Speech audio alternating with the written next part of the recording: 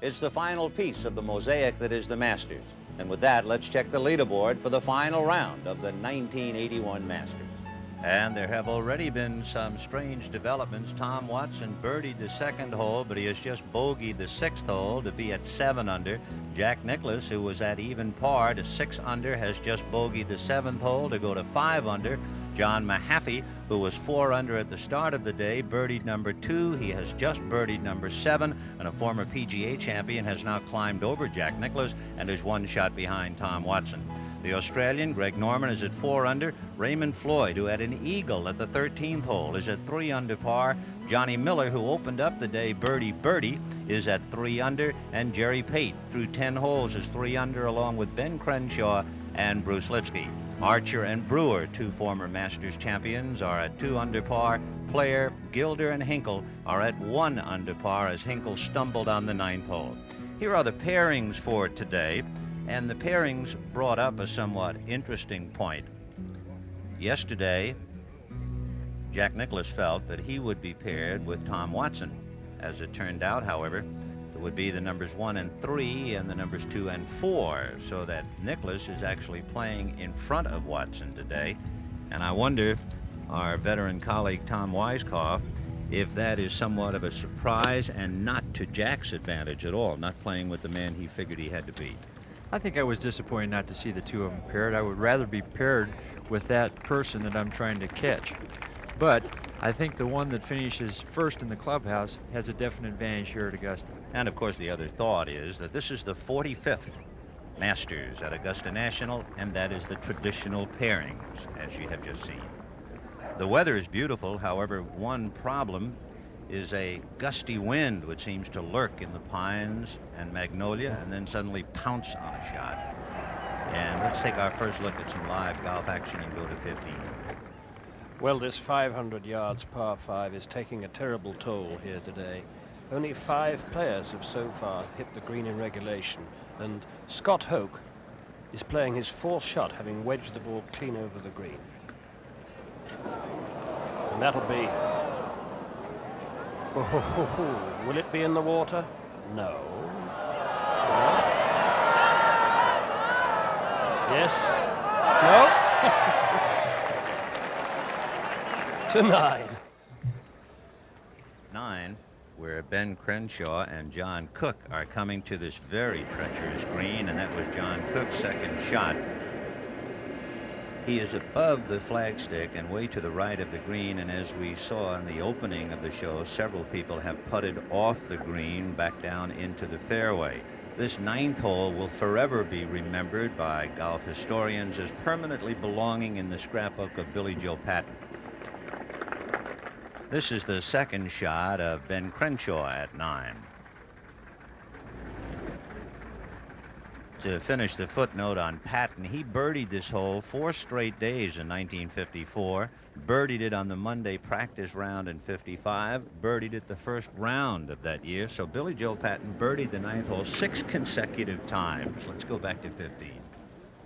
Scott Hoke to play yet again, and all the time this has been going on, Raymond Floyd has been pacing around, then sitting down on his golf bag, and has been spectating because he hit the green in 2 shots with his 3-iron.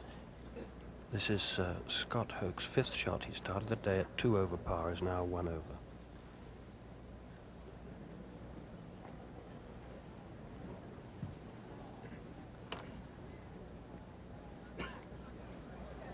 And that may go off the green too. So you can see just exactly the torment that is being wreaked by this par 5. In fact, we've had Bruce Devlin take an 8 here, the first of the tournament, twice in the water. And now Raymond Floyd, who's made this tremendous run from a position of 1 over par when he started to be 3 under now, thanks in no small part to an eagle 3 at the 13th. The ball has been putted off the green this afternoon from this area, so it is diabolically fast. This for an eagle.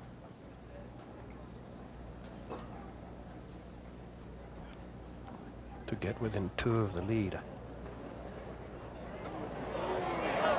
Full stop.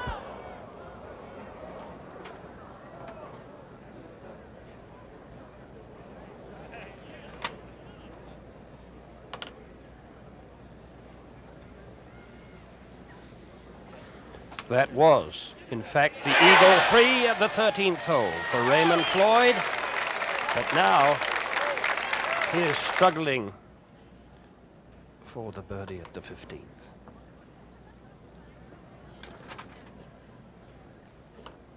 Meanwhile, we'll go to the 9th hole.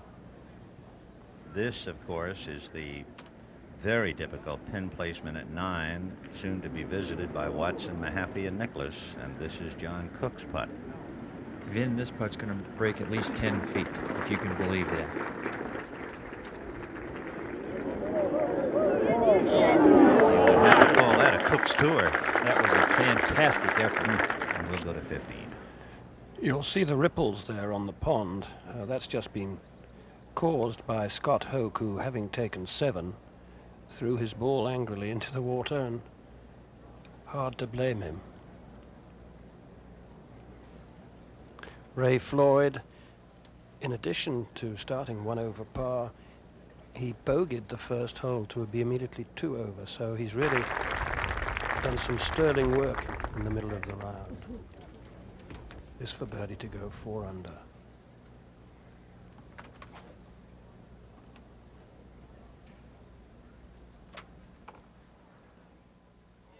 Oh, wonderful.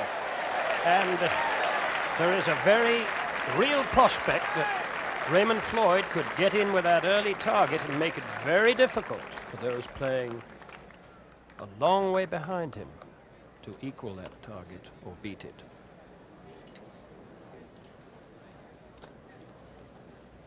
And now we have playing immediately behind him Gary Player. And not even that has any chance of staying on the green. Back to the 9th. Just a moment ago, one of the truly great putters on the tour, Ben Crenshaw, and watch this one on Action Track.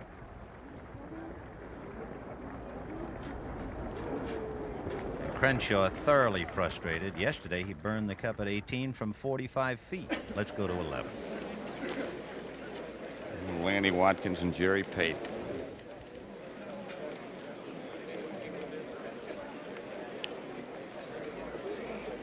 This is Watkins' 4th shot at this par 4.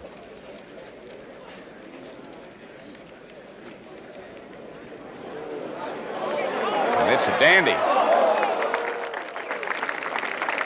And don't forget about Jerry Pate.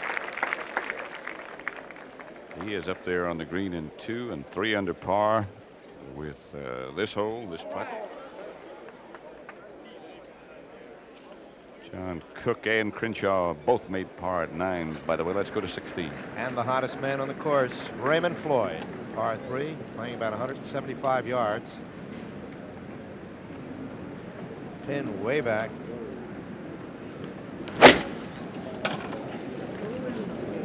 Oh, what a bad shot. Get up. Well, there's the Stay editorial there. comment from Raymond. You stay there as it trickles a little bit into the gallery. And we'll go back to the 11th. And as I mentioned a minute ago, don't forget about Jerry Pate. It's about 24, 25 feet.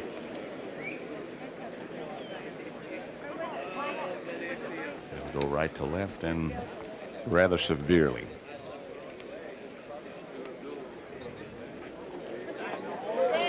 Oh. Unless you've been out there and walking around and looking at these things, you don't know what a good putt that is. Pate does.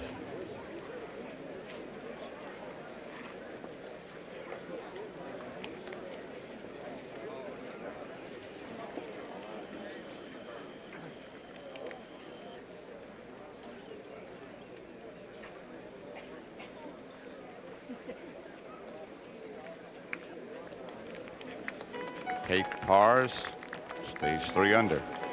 And at the moment, just 4 off the lead, held by Tom Watson. This is Ben Crenshaw on the 485-yard par 4. Tom, how is he going to play this? He's a right-to-left player, so he will have, or shouldn't have any problem playing his tee shot. What's the advantage of, and where should you be to play this very long downhill par 4? Exactly where Ben is, right down in the lower left-hand section of the fairway. Because the lie is level, it shortens the second shot tremendously, and it just gives you a great opportunity to make an easy par on a very difficult hole. One of the things that seems so disconcerting would be the shadows on the green, but we'll leave 10 and go to 15. This is 16, where Raymond Floyd had put it into the gallery, made up chiefly here of college students. A lot of University of Georgia, and South Carolina at Aiken, and Augusta College. Raymond, having one of the fine rounds of the day here, and coming from nowhere to be possibly the first leader of this tournament to complete it.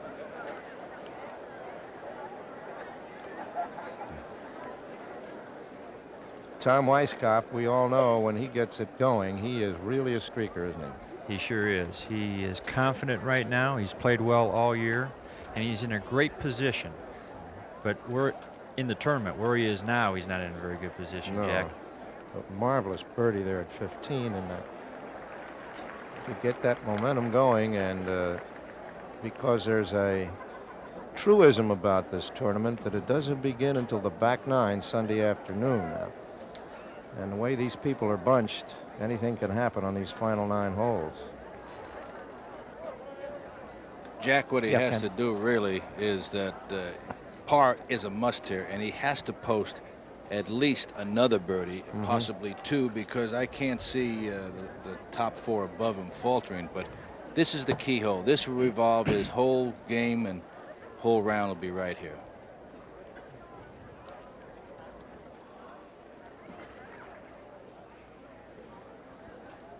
He has to go uphill.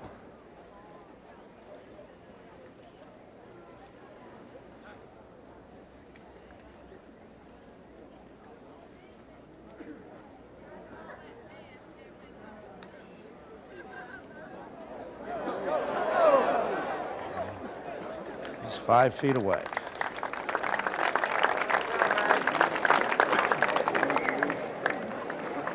Well, Raymond is 4 under, 5 under on the day, and the birdie par here will keep him, of course, there with 17 and 18 ahead.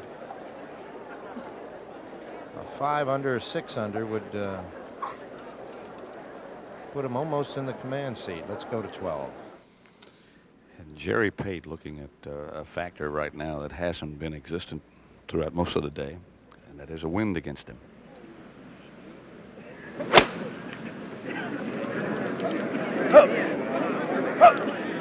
Six iron soaring.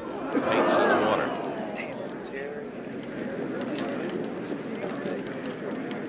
I guess enough, Benny?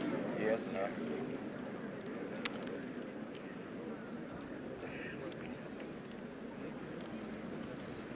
Lanny Watkins also with a 6 iron.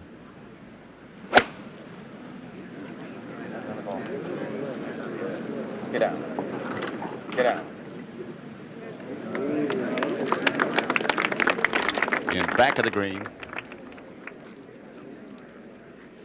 Back over to 10.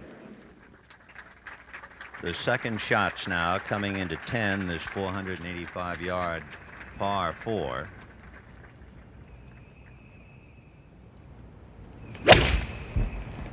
John Cook said yesterday he was too aggressive. He had 4 birdies and 3 bogeys on the front 9. And look at that great shot he has come with there, looking at the birdie here at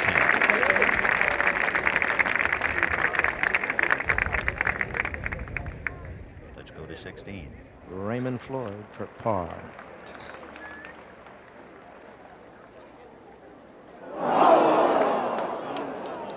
And just like that, Raymond goes from a very upbeat to perhaps the end of the tournament. Let's go back to 10. This now, the second shot for Ben Crenshaw. He's at 3 under.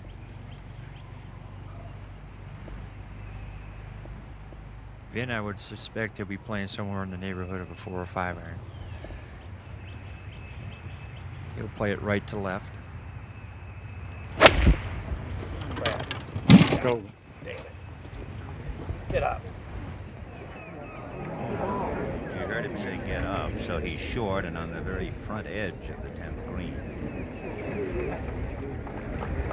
So Crenshaw and Cook are at 10. We'll go to 13. Your first look at 13 is great par 5, and the gallery just lines the right side, and left side has 1,600 azaleas, and this is Hubert Green. Ball above his feet, looking at about 245 yards to get all the way to the pin. Floyd made bogey at 16. Hubert Green, even par. Left. That's got to come left, you're right. Oh, and just gets over the front of the green and just on the front, and he will have about 90 feet from there to the cup. There's a look at the beautiful side of this hole. His playing partner, Johnny Miller, who started the day at 2 under, got it to 4, went back to 2, got up to 4, and now has par 10, 11, and 12, but is 3 under par. And like Floyd, this is the place you've got to make the move. He's looking at about 225 to the cup. Shot. Get it, man. Nice shot. Right. Get it, man. Watch this one. Watch this one. Beautiful golf shot. It just rolls off. Green's being very fast, and there it starts to trickle down the hill. It's still moving.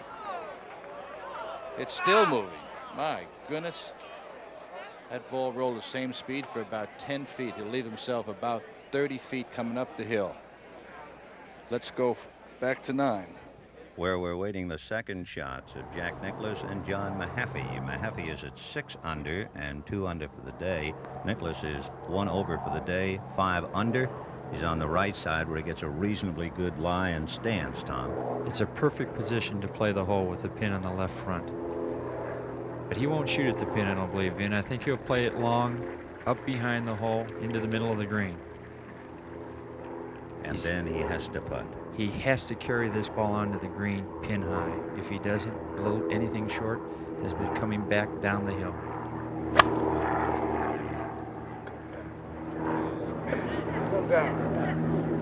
And you heard hold down, and of course that indicates that not only is it too far, it will be a severe test of all of his skill to get down from 2 there. It's a disastrous position to be. John Mahaffey outdrove Nicklaus. He is also leading him on the leaderboard in pursuit of Tom Watson, PGA champion, second shot. Probably a 9-iron.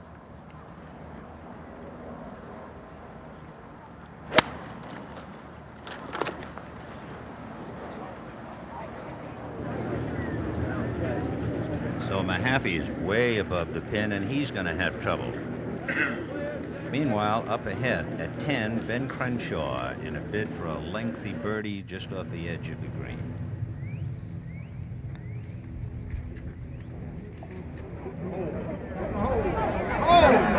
Did he hit it? I'll say one thing, he misses good, doesn't he? But that ball rolled so smoothly, didn't it? He's always around the hole. His touch is, well, it's like a surgeon. He missed a 45-footer at 18 yesterday, burning the cup. He missed inches from a good 25 feet at 9.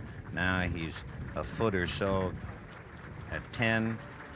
Continues to have the hot putter. His irons have been weak. That's why he's had so many long putts, and that's one of his big gripes about his play this week.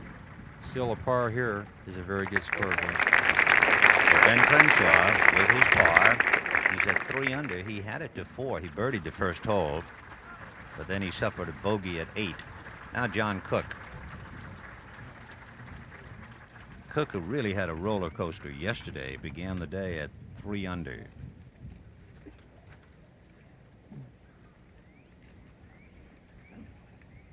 As Cook is reading at 10, principals Mahaffey and Nicklaus are arriving at 9, but we'll go to 13. Hubert Green from 90 feet. This green is 41 yards long from front to back. If you're on the very front, it's 100 feet to the cup. So Hubert Green, the vicinity of 90 feet, long way uphill. Kind of like this action right here. Oh, man, what a putt. What a putt. What a putt. Rightfully so.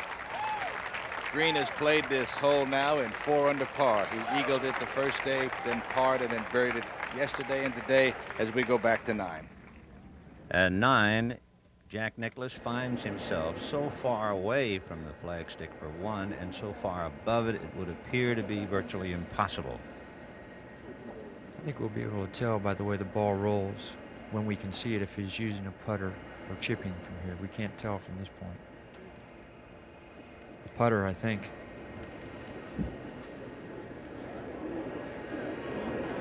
It's going to start picking up a little speed and dive pin high, so it's a marvelous shot. Jack Nicklaus is still Jack Nicklaus.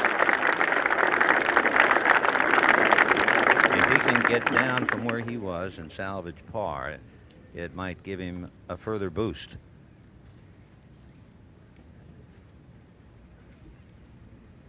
Quickly to 13. Johnny Miller for eagle from 30 feet. Go in the hole, sugar. Watch out. Oh, I can't believe it. I know he doesn't believe it. That ball cannot stay up that long. You'll have that to go 4 under, but what a big putt that would have been. That would have put him to 5 under in 3rd position, only 3 shots away from Watson. So Miller, who looked like he was going to burn the course up starting, birdied 1 and 2, then kind of faltered here and there, but birdies 13 to go to 4 under par. Hubert Green birdies it, but he puts him back into red figures, 1 under for the tournament, 1 over for today's round. What a beautiful hole.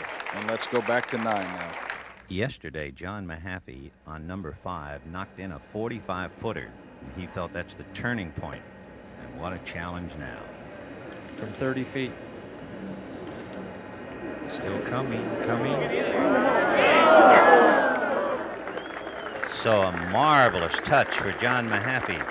It was no shock to see him putting that well. It was a surprise that he outdrove Jack Nicklaus because, as Jack said, or as John Mahaffey said after yesterday's round, I have to stand on my head to hit the ball far here.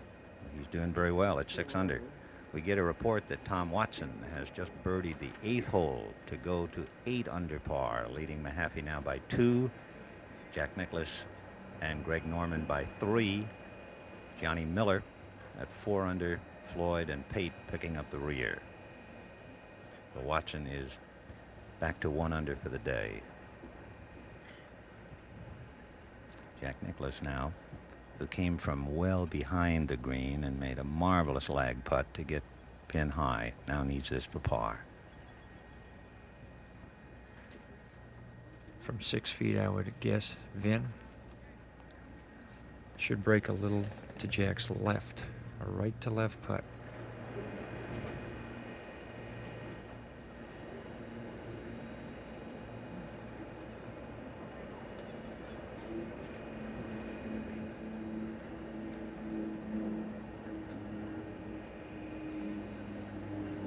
No. So Jack will bogey the 9th hole. He will now be 2 over for the round as he makes the turn at 4 under par, 4 shots behind Tom Watson. John Mahaffey needs this for par to stay 2 back of Watson at 6 under. So they move to 10. And meanwhile, this 9th hole, which is extremely difficult today, awaits Tom Watson and Greg Norman. So there is Tom, way over wide on the right side. A few moments ago at 10, remember, we had left John Cook and Ben Crenshaw. This was Cook's putt. So John is still very much on his game. Let's get back to this 9th hole. Vin, it looks like he's about 150 yards. This is the hole where you can really get away with hooking the ball, but the more desirable spot is down the right side. I believe that's true. Tom Watson. Of course, immediately when the day began, everyone was thinking of 1977, when he was able to beat Nicklaus here at the Masters and then beat him at Turnberry in Scotland with 2 final rounds at 65 each when Jack shot 131. Tom Watson, 1 under for the day, is the leader at 8 under par. Meanwhile, John Mahaffey at 2 under for the round is at 6 under. Greg Norman is at 5. Johnny Miller. Jack Nicklaus at 4 under. Raymond Floyd, sparked with an eagle, is at 3 under. Ben Crenshaw, who just went through 10, is at 3 under. As Tom Watson prepares way behind the green, and it would look as if he will putt. Tom, why is it that the majority of the players are so long on this 9th green? Well, they're hitting off such a severe downslope from the fairway that they can't put any spin on the ball. And another reason might be you can't afford to leave it short, but you can't be too long either because it puts too much pressure on this shot that Tom's going to play now. He's putting off the fringe, but it is like looking down the side of Mount Everest. Anything within 5 feet of the hole would be exceptional. There it goes. Watch this. That might be gone, Vin. If it doesn't put on the brakes, if it hits one more crest, it'll go all the way to the fairway. There it goes. Well, Tom Watson joins a long and distinguished list of golfers who have putted off the 9th green. Of course, the keynote, as you've always said, Tom, is Tom Watson being a bold putter. But if ever a man should be a little tentative, it's here at 9. Lon Hinkle, who was bothered with bursitis in his shoulder, couldn't get it to the hole. Howard Twitty, who chipped out of a bunker off the green, then tried to chip back up and it rolled back onto the fairway. I wouldn't be surprised to see him chip it past the hole because he can't afford not to hit it hard enough or he's going to chip from the same spot again.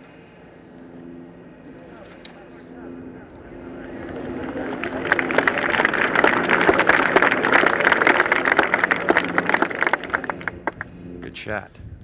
Very good. You know, going back in the history books, in 1951, at 18, Ben Hogan hit a 6-iron purposely short of the green so that he wouldn't have to putt downhill. He would rather chip uphill. And we can see the sense of that 30 years later on another hole, this 9th hole, where everybody flying at the pin and they've had some almost suicidal putts to make. Case in point now would be Greg Norman. Norman at 5 under.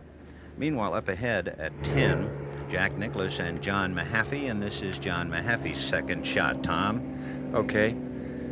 He has probably about 185 to 90 yards to the hole. He's in a perfect position to play from. Very good middle iron player. Probably a right to left shot, Vin.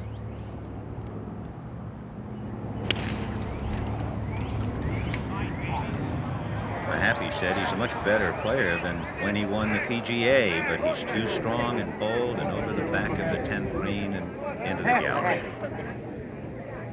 Now Jack Nicklaus, who somehow has to get it together. He's at 4 under, but let's leave 10 and go back to 9. This is the birdie effort for Greg Norman. Watch this break.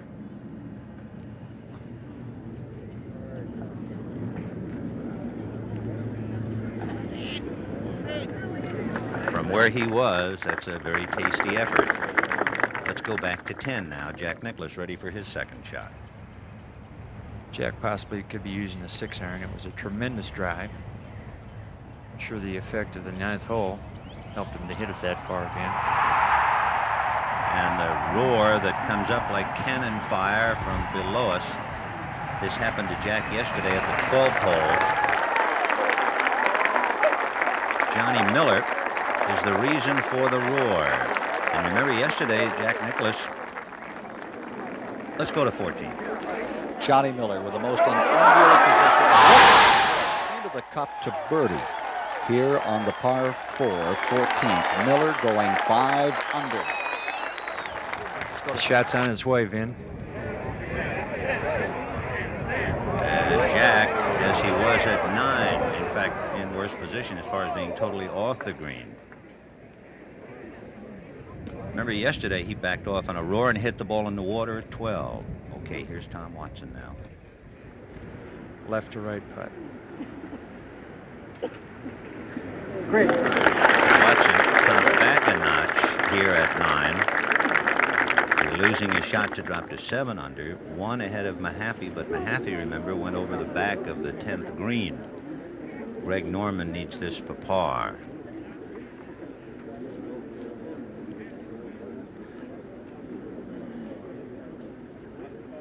You don't take anything for granted with this pin placement. Not with the speed of the greens as they are in. Johnny Miller, having knocked it in at 14, has now caught Norman. They're 2 shots back at 5 under.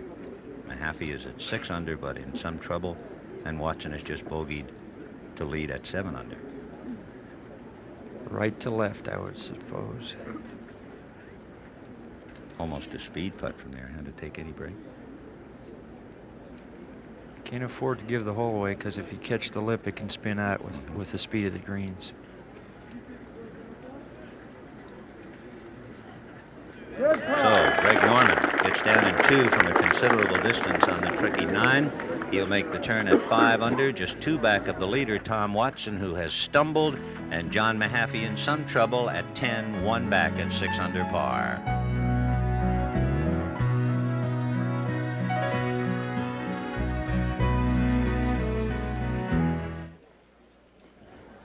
Yeah, babe.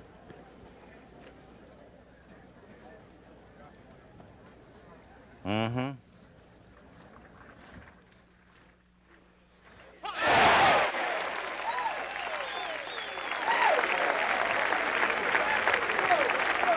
Oh? Oh, I see. Okay.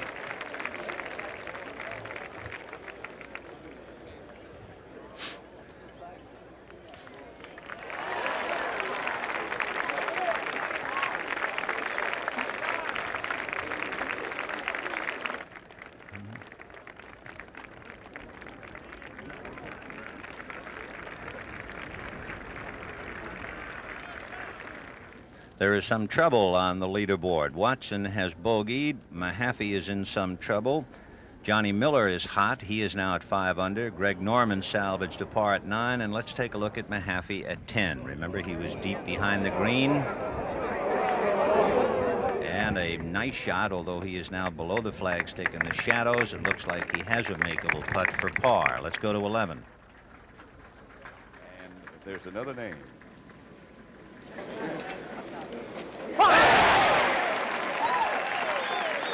That's another name you should not forget.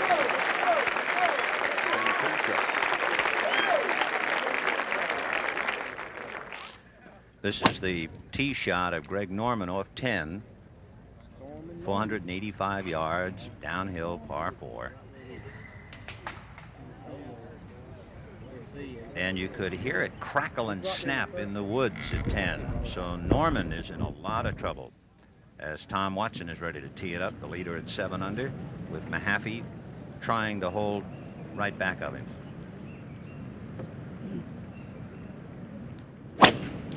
You heard somebody holler hook and a round of applause. And it would appear as if he's getting all the way down to the desired area, Tom. Perfect. Up ahead, John Mahaffey and Jack Nicklaus on the green. The 10th hole, as we see Nicklaus now. Looks like he's using a wedge. Coming off a bogey at 9. There's that new style he's adopted.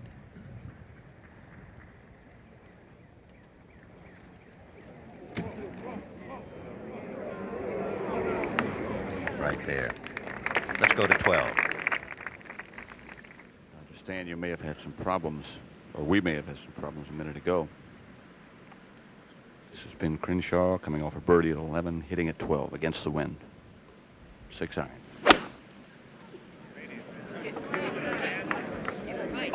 Right. Whoa. Well done. That birdie by Crenshaw at 11 put him at 4 under. Just 3 away from the top, back to 10.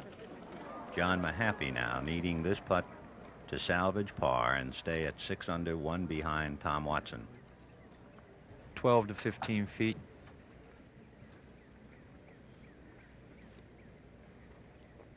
Crenshaw's putt stayed out to the right. This one still, I believe, has to break a little to the left.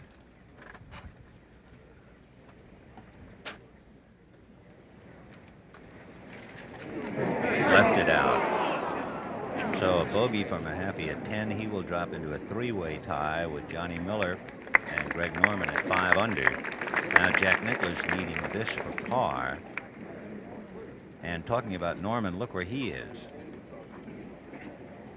Norman hooked it, and apparently that's a drainage area. There'll be a ruling. They'll get a ruling. He's a long way from the green.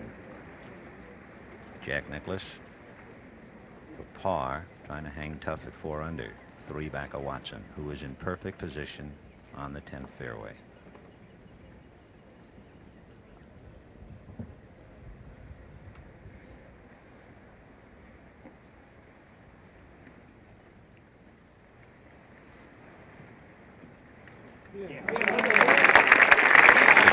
At 4 under, 3 behind the leader, Tom Watson. And tied with Brent Crenshaw at 4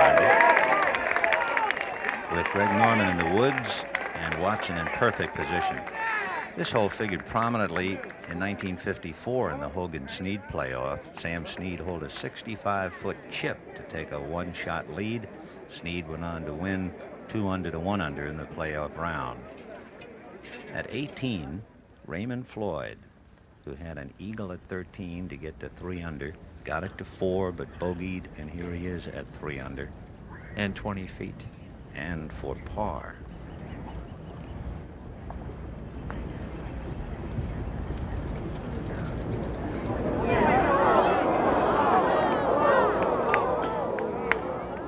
This is not the usual Sunday pin placement. For years you would come here, and on Sunday the over. He is 2 over for the day, 4 over for the tournament, but he has already used up 5 shots on this par 4 18th. Raymond is actually away, but Scott is going to putt as a courtesy from Raymond because Raymond would be staying in his line. Oh, a triple bogey for Scott Hogue. So he'll finish up at 7 over. Meanwhile, Masters champion of 1976. Boy, did he have a singing 5 wood in that tournament. Raymond Floyd. To a record, too, of 17 under. Raymond needs us for bogey to finish at 2 under par. And of course, later on, Messrs. Watson, Miller, Mahaffey, Norman, Crenshaw, Nicklaus, they're all going to have to battle this treacherous 18th. 2 under par for Masters champion Raymond Floyd, vintage 1976.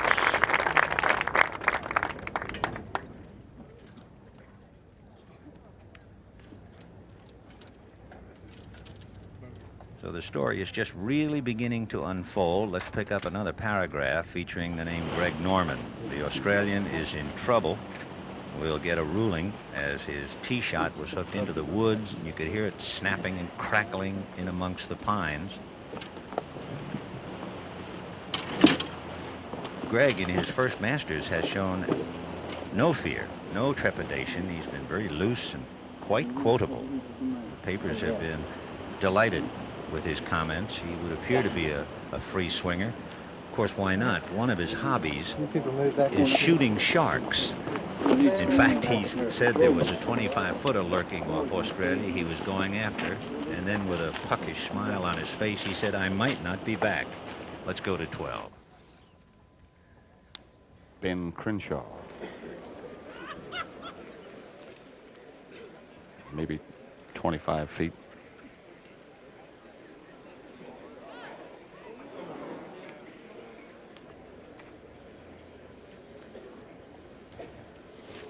Go back quickly to Vin Scully. All right, Pat, and CBS News with a special report. Let's go to Morton Dean at Mission Control in Houston.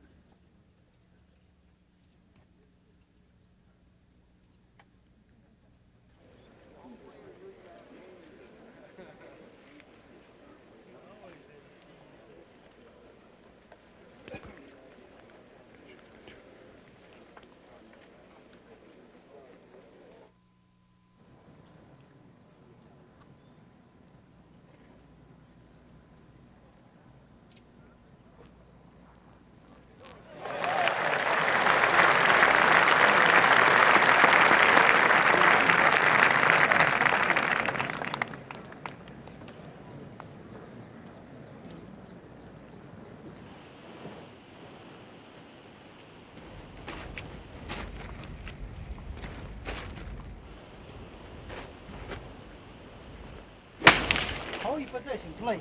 Hold your position. Nice shot. Nice shot.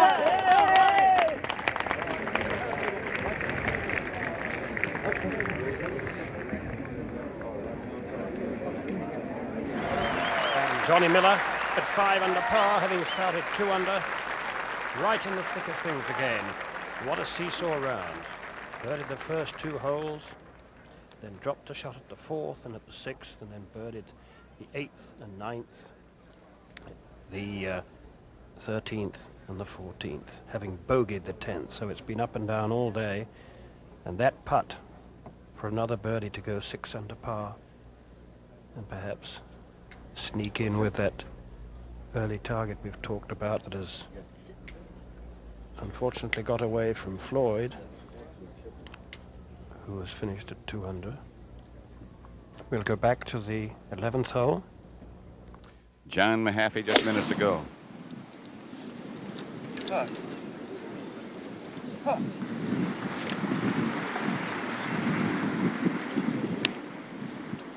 And up on the front, away from the water, and at least no trouble. This is a moment ago again. Nicklaus with a 4-iron.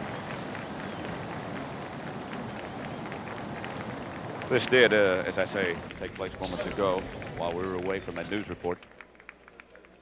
Let's go now over to 15. Hubert Green about to chip the ball. He laid up short of the water, and it's an incredible thing. There's been 14 players who've gone for the green in their second shot. 5 of them have hit the green, but of the 20 who have laid up, only 4 have wedged it onto the green, and there you see the perils that exist here.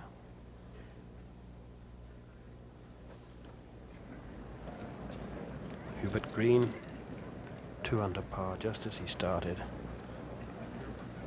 and another birdie has got away from him.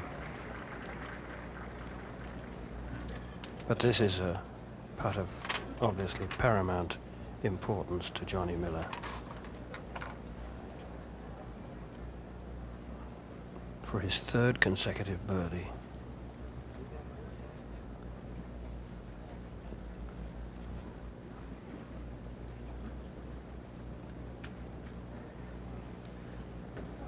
Ben, you just can't afford to miss putts like this at this point in the game. Now, you've got to be very patient, Tommy, haven't you, and wait for the opportunities and make sure you take them. But these are makeable putts. You just can't afford to miss them. And it has a big swing from right to left. Who hit it?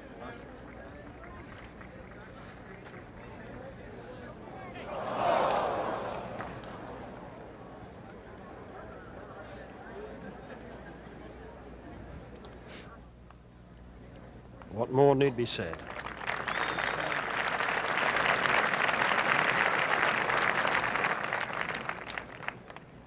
We'll go back to the 11th.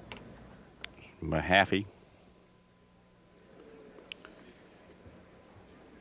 I'm guessing 55 feet for him, and that won't come close.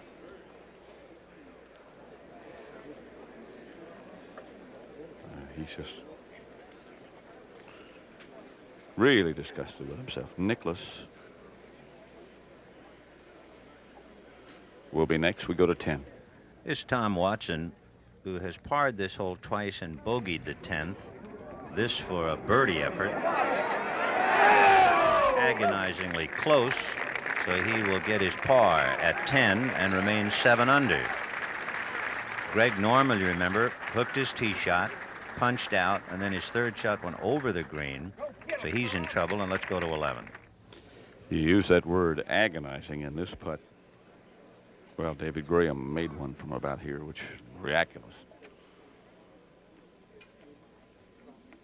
Nicklaus is not on the green. He's off the edge about a foot.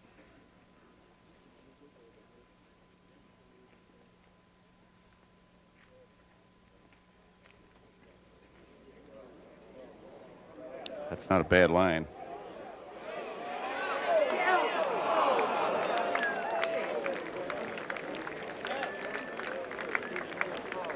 Great putt. Greg Norman, by the way, made a double bogey at 10. He drops back to 3 under.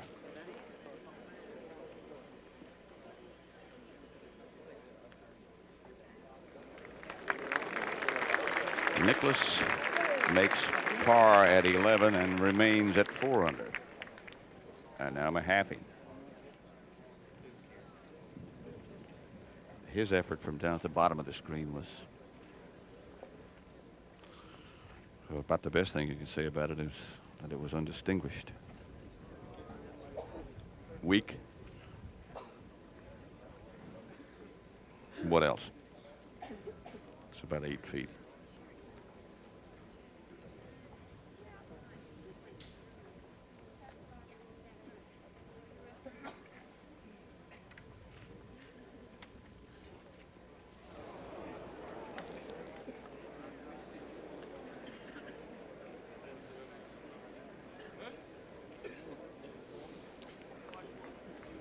Bogey 5 to put him back to 4 under. He's bogeyed 10 and 11. Has Mahaffey. We go to 16. Johnny Miller on the tee here, this par 3. 2 shots behind the leader.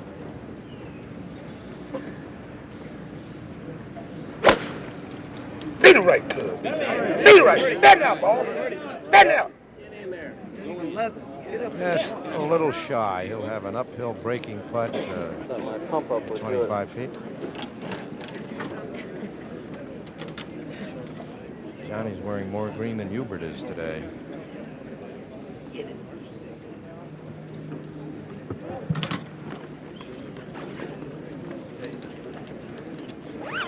Hubert at 2 under, even par today, and Johnny Miller now has reached 3 under today. Very up and down round. And he may be the one to post that first leading score.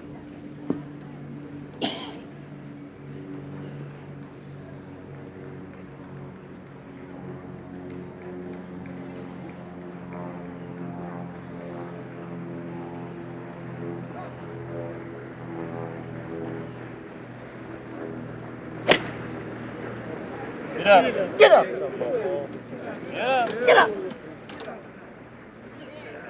And he lands in the general vicinity of Johnny Miller's ball, still moving down that slope.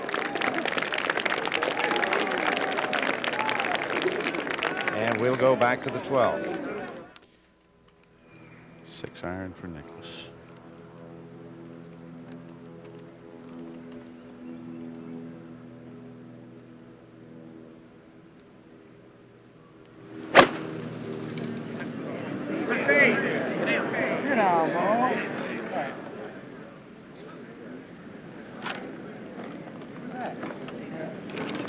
It's a hole that is really, if you heard Jack say, trap. Not that far.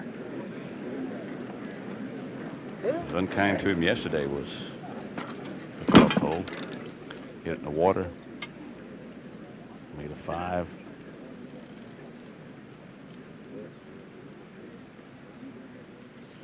I think one of the factors probably is the fact that the wind, just as he got ready to hit, completely quit.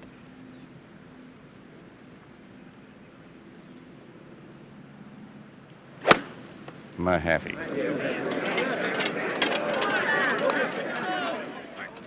And very, very well done. Watson up by 2, but who knows? A lot of time left.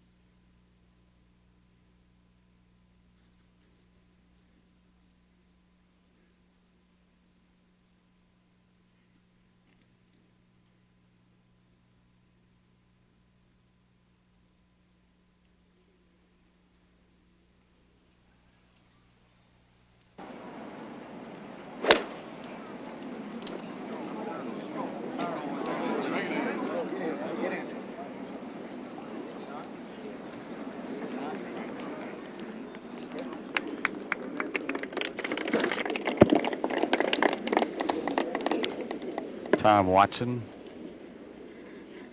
Greg Norman, the last two of the day. It's Greg Norman sighting things in from the top of the hill. Watson on the green. You heard Greg Norman perhaps ask, where's the wind coming from? And I can tell you from up here on the tower, it's dead against him.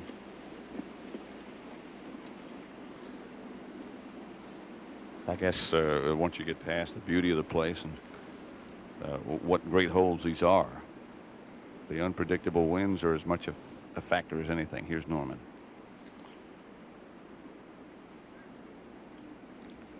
One of the great stats about him is that he went from being a 27 handicap to scratch in less than 2 years. So there's hope.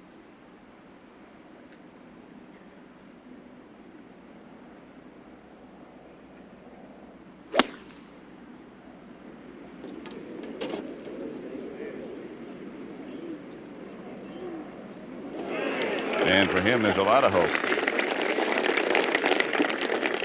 Just minutes ago, here was Watson from almost the same place as Norman at 11.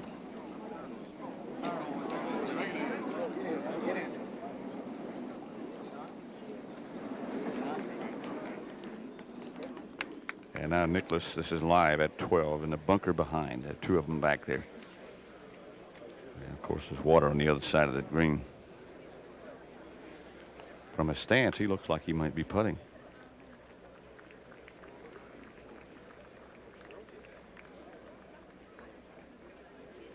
Chipped and strong, and we go to 16. Johnny Miller, right to left, up the hill. Oh, my. Yes, that would have put him just one shot behind. I'll tell you one thing, fellas. I think a blonde is going to win this tournament. Johnny Miller at 5 under now. Hubert Green taps it in for par here. He'll remain at 2 under. And we'll go back to the 12th.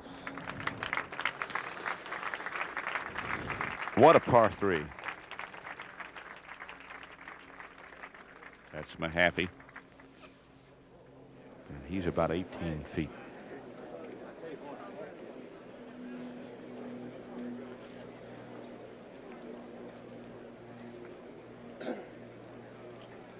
And all of a sudden there is no wind.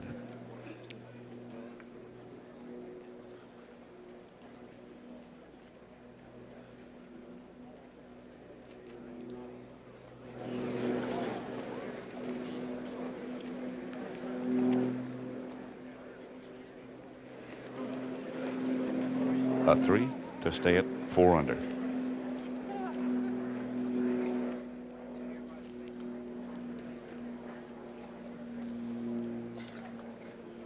You look back at the 65 that Jack Nicklaus shot on Friday. He opened with a 70, then came back with a 65. Of course, he's won the championship 5 times already. And it just seems like taking command is something that nobody wants to take.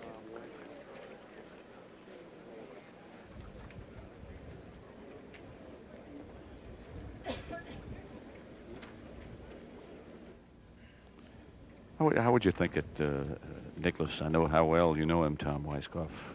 What is he thinking at this time? Well, the course is set up so difficult today, and you have to be very, very patient, which is his quality. But more importantly, you can't miss this putt. He's not made a birdie today, Pat.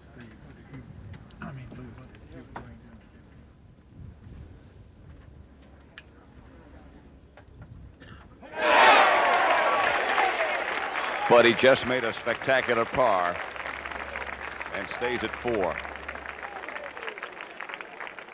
In the meantime, back at 11, the leader, Mr. Watson.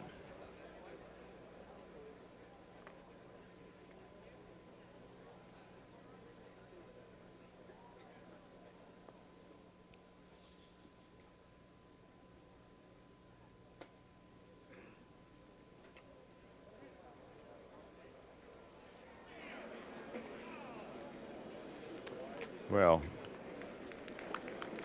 when you're a man of that talent and that class, that ability, you don't leave it short, do you?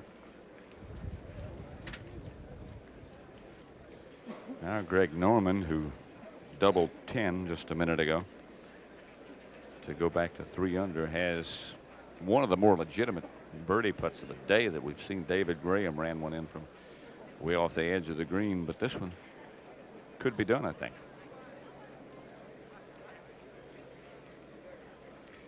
In his first Masters, Greg Norman.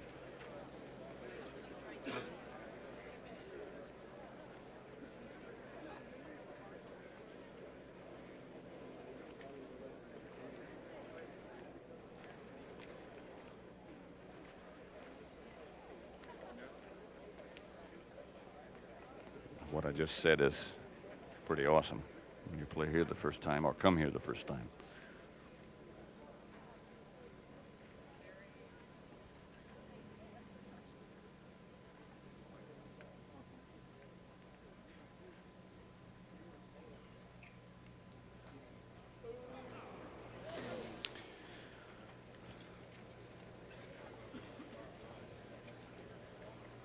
I will take some time to collect thoughts, because that's not easy going back.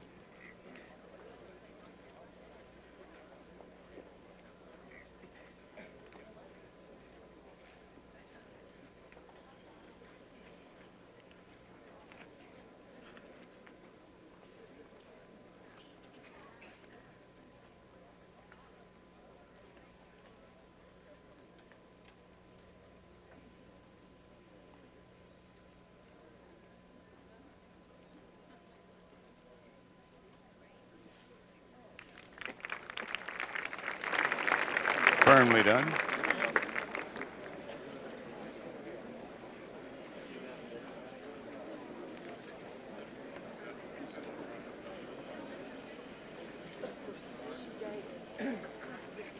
Now Watson for par.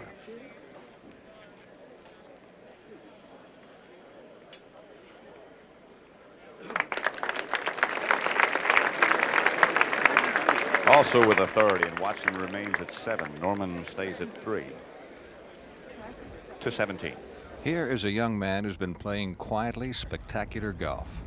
Tom Kite. This is for birdie to put him 4 under par for the day and for the tournament. Time for 3rd place. From 4 feet away, Kite is at 4 under. It's a par at 18 to come in with a 68. Meanwhile, back at 13. Bruce Litsky's second shot here at 13. Went Get it. way over the top and Get left, way and down. watch out, bunker. Get in the bunker.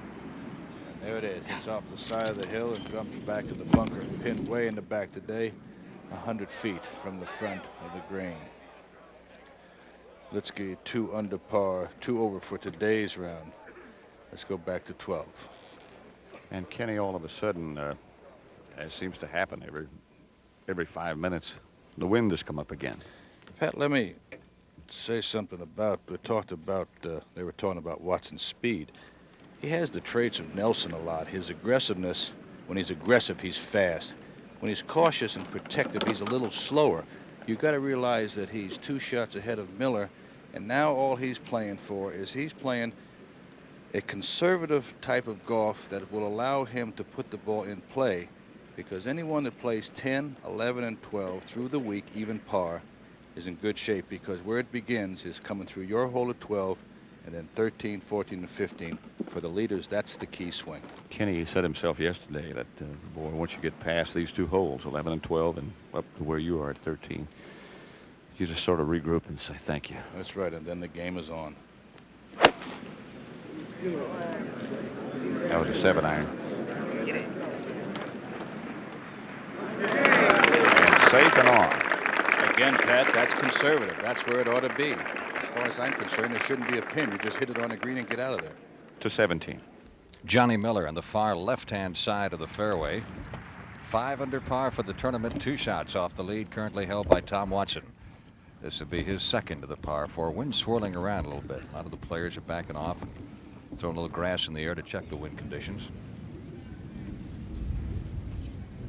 Avoid an 8-iron, maybe a 9 from that distance. Front bunker comes in play, but the pin being back makes it a lot easier than it was yesterday. Oh, look at this. Oh, yes. Birdie opportunity from 9 feet coming up for Johnny Miller, which could put him within 1 shot of the lead. Currently held by Tom Watson. So Johnny Miller, in pursuit of his first Masters green coat, is charging.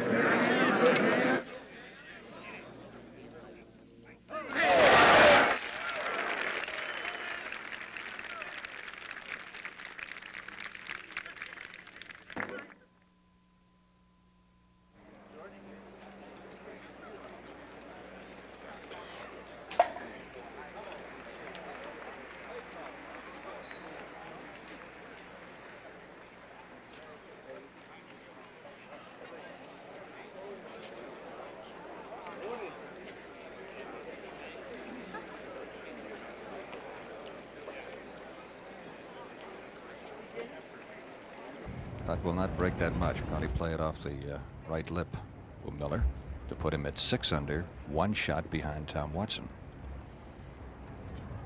Miller twice finishing at a tie for second place, including Tom Weiskopf with you back in '75.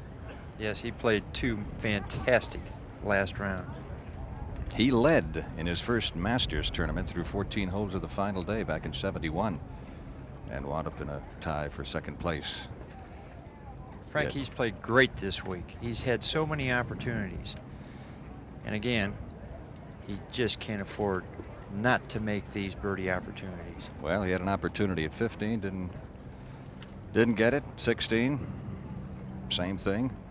And now is running out of holes. He makes this 6 under, would look pretty good in the clubhouse, wouldn't you agree? I'd like to have it, I think. So very important putt for Johnny Miller. He's parred this hole twice, bogeyed it on Friday. Slight break left, not much.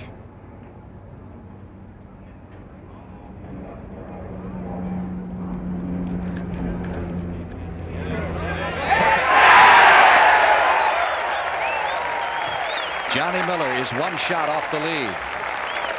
Pursuing Tom Watson. He is now 4 under for the round today, and he'll be pumped up as he heads to the finishing hole. It's a great putt. Back at 12. Greg Norman from about 10 feet. Tom Watson, by the way, has ripped it by. And he put it by Watson. Boy, that's the biggest of the day. So on this 13th hole, Nicklaus has about 35 feet for eagle, but the story still is Watson 7 under, Miller 1 back with 1 hole to play.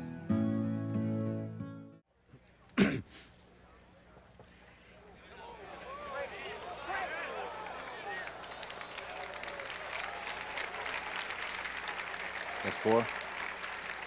He's there in 3. This at 4 under.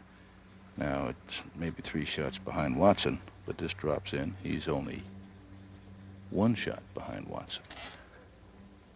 But I think that Watson being in good command where he is, but Nicklaus is all-important putt for him.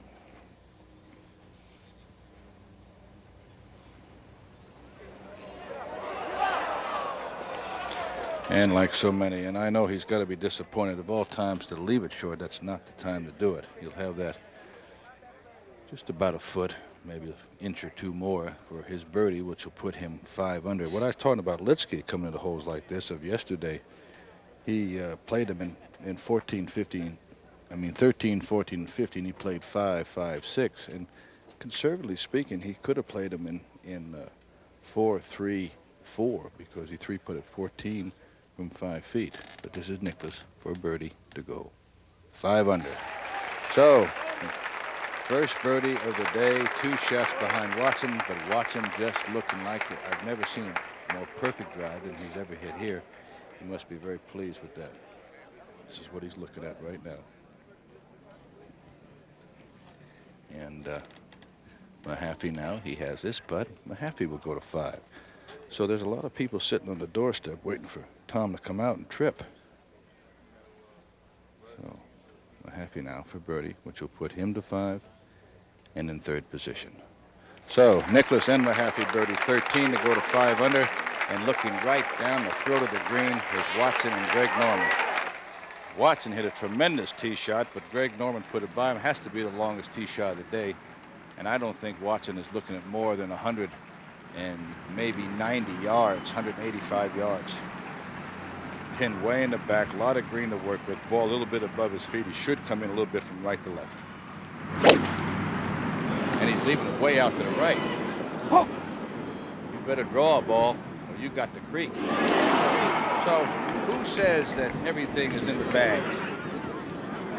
Of all places to put that, I cannot believe it. That is a good 40 yards to the right of the flag. Now Miller, there's Miller at 18, and he has no idea what's happened because they don't put anything on the leaderboard of how you hit it. They only put on what you shoot. So Greg Norman next to play, by far the longest tee shot of the day. I don't think he has more than a 6-iron to this green. Hole plays 465 yards measured, but the pin being 15 yards back of center. The hole today playing 480. I think Norman had to hit that at least 300 yards.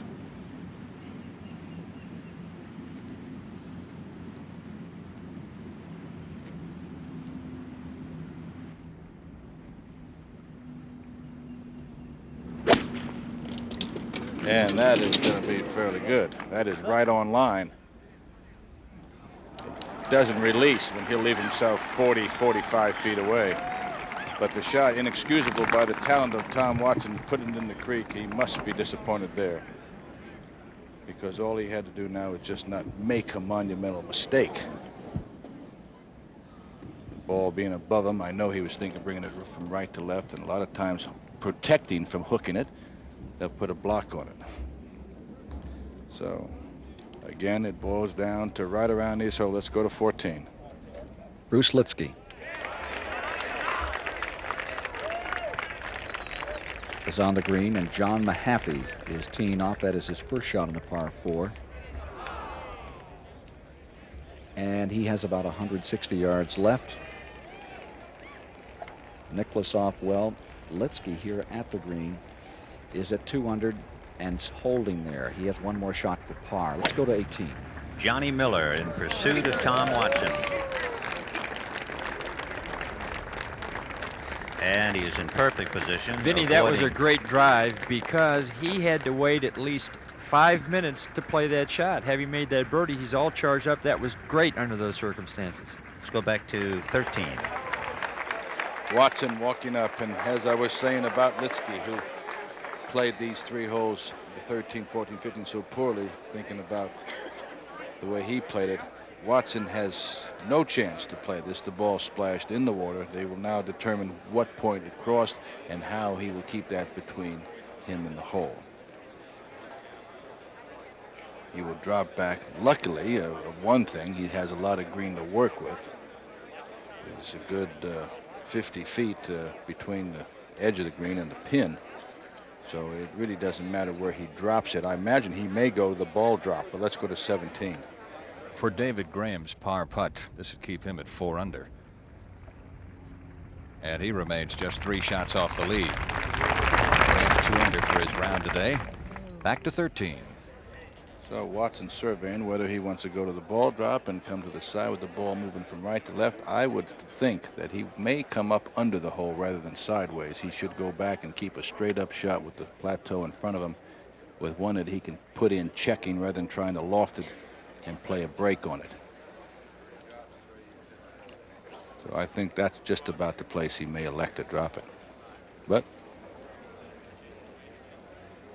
this is just a matter, I guess, a matter how you feel. It's just what you think you can do best. He's going to check the terrain and the green and firmness of it and see what he'll do. Right now, I think mainly, Tom Weiskopf, I think mainly what he's doing is kind of gathered himself for a mistake that he will not excuse himself for.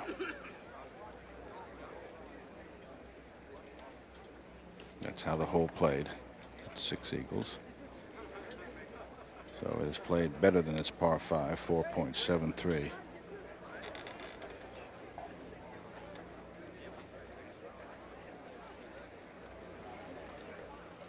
So he elects the ball drop. You can see the white line is squared off.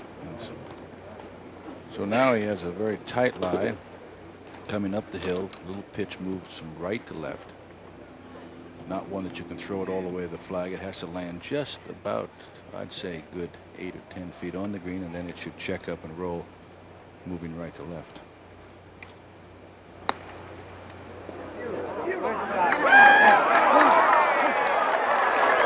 Final to pitch. Even though he will have that for 5, he salvaged par. Let's go to 14. John Mahaffey tied with Jack Nicklaus, playing in the same grouping. Mahaffey with an 8 iron. His second shot at this par 4, 14th.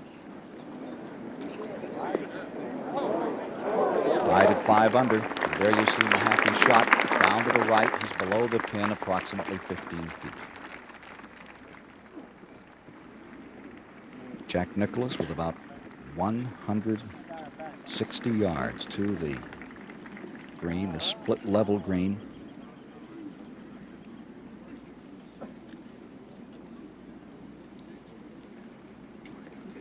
Remember, Nicklaus tied at 5 under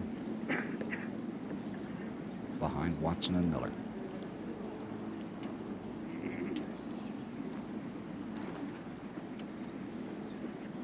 The wind is at their back, although there's almost no wind here at the present time. Pressure continuing to build on the 14th. Just about enough here now to launch a second space shuttle as Jack Nicklaus steps up for his second shot.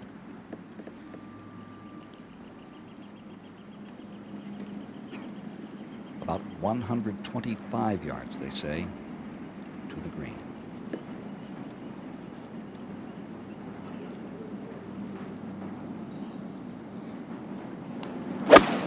Gets it up. Be right, please. Wants it right, and he has it a little over the green, back into the gallery just a bit. Now it's rolling back, and he's in excellent shape just above the pin. It bounced off a gallery stake and came back approximately 10 feet. Let's go to 18. And some desperate moments now for Johnny Miller. His second shot at 18, one back at Tom Watson.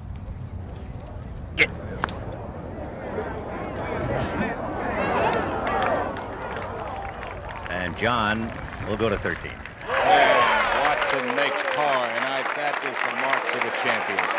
To make a mistake like he will not forgive himself for, take his time, make the drop, and salvage par 5. It's not a good 5 from where he drove it, but after you put it in the water, he'll take that score quietly and go to 14. Greg Norman, who was about 40 feet when he was first. Let's go to 18. That's the second shot of Hubert Green. And Green is somewhat long. Keep it in mind, it's an almost impossible birdie hole because you can't get close to the flagstick. Johnny Miller is about 27 feet above the flagstick in search of a birdie to try and catch Tom Watson. Let's go back to 17. Lanny Watkins for birdie. Lanny's at 2 over par for the tournament after starting the day -2, playing with Jerry Pate just a moment ago on videotape off the back fringe. This for birdie for Pate, who's at 3 under par. Done. Pate goes to 4 under par, and we move ahead to 18. Johnny Miller, who is the only man to ever shoot a 6 under on the front side at Augusta National, made a move early at the front side today when he birdied 1 and 2. He made the turn at 2 under for the day. He is now 4 under for the day, and he comes to 18 at 6 under par, and they love him as he gets here. Let's go to 14. Jack Nicklaus with putter in hand. Eyes the situation. He'll have a break here that will take him left to right.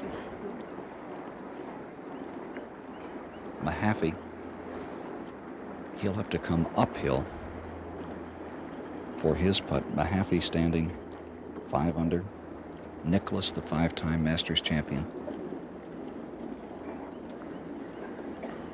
who had the ball well off the green, hit a post, bounced back, and sets him up for this shot for birdie.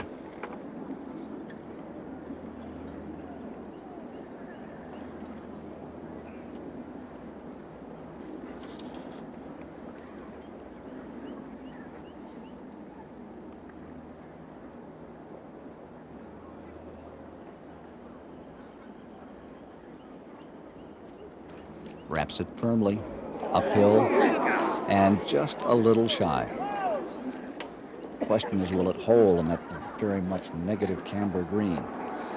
Stays there, and it will be par for Jack Nicklaus here at the 14th. Let's go to 18. If it's true that most men lead lives of quiet desperation, this would be a desperate moment. One last roll of the dice for Johnny Miller from 27 feet in pursuit of birdie. Goes back to 1975 with you, Tom, trying to catch Jack Nicklaus here. Well, Vin, this putt breaks very quickly right to left, and it would be, oh, I don't know, it's just one of those, it's so tough to have to make a putt like this, but at least you have a chance.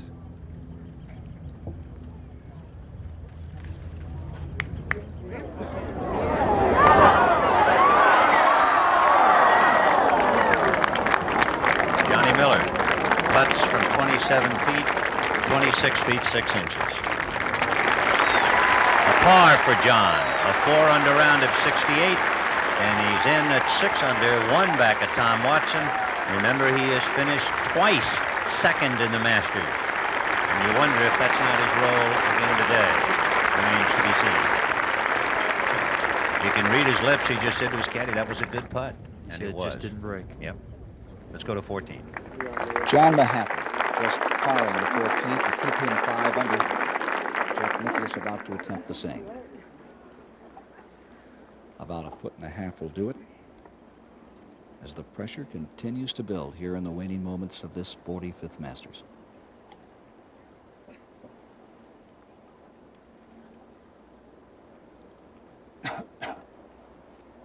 Let's go to 18. Do you remember in '78 when Hubert Green backed off a putt and lost a player here? Not that kind of drama today. And a heartbreaking miss for Hubert. Back to 14. Nicklaus ready, trying to stay at par for the 14th hole and 5 under.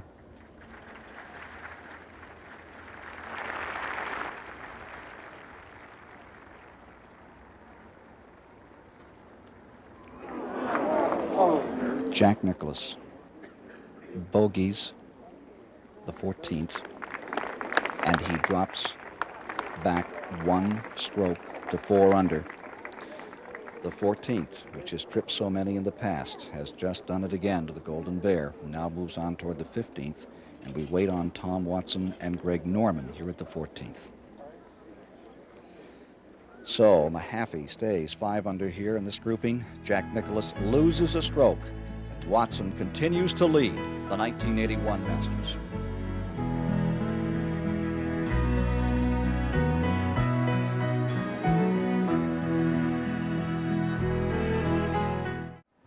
Australia's Greg Norman in the final grouping, coming to the 14th for his 2nd stroke. About 140 yards, goes to the wedge. He's in perfect condition. Right side of the fairway. He has to get it up, get by that first low tier and to the 2nd step of this very difficult green, which has just tripped Jack Nicklaus.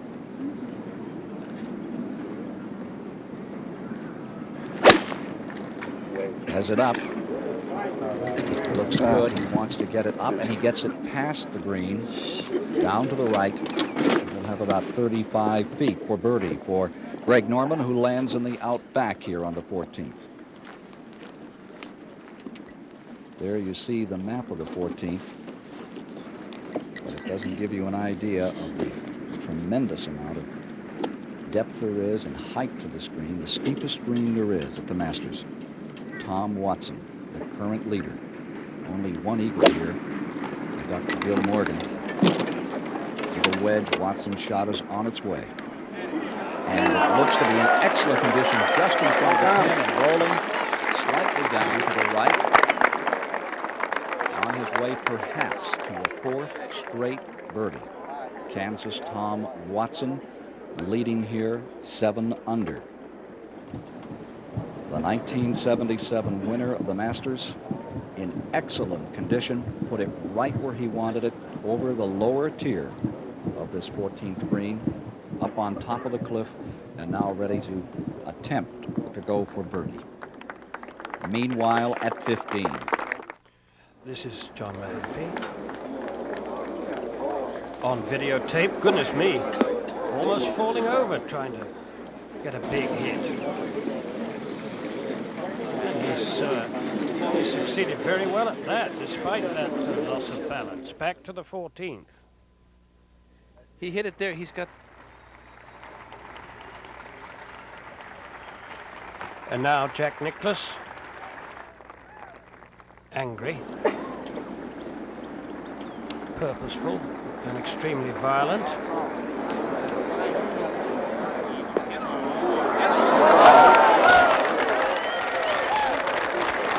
He's had a tremendous smash.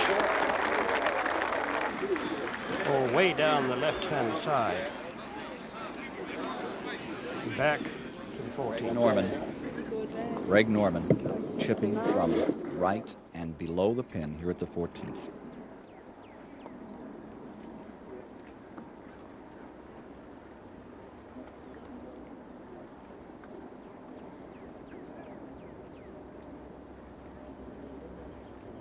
Norman has moved to 4 under.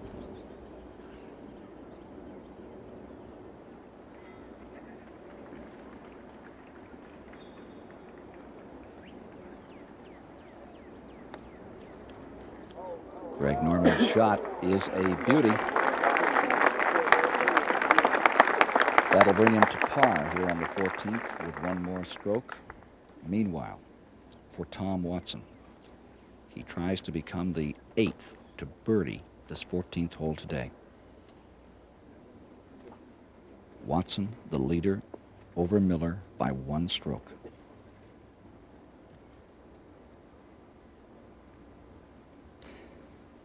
Tom Weiskopf, this is a hole that he's pretty familiar with out here. Yes, he's played it just great. And has just an absolutely fantastic opportunity right here to make a putt and then to have to play a fairly easy par 5 for him, which would be the next hole. Watson came in at 7 under, has remained at 7 under today, has a chance to pick up one right now. Look at that break. A little shy, leaves him stroke over Miller. 7 for Watson, and at 6 strokes under Johnny Miller. Now you're watching Greg Norman and the Australian trying to stay at 4 under, trying to par this 14th. A hole he has played well over the last 3 days. Remember, Watson had parred this hole for 3 straight days, or rather had birdied this hole. And then today comes up with par, right when he would like to have pulled away from the field.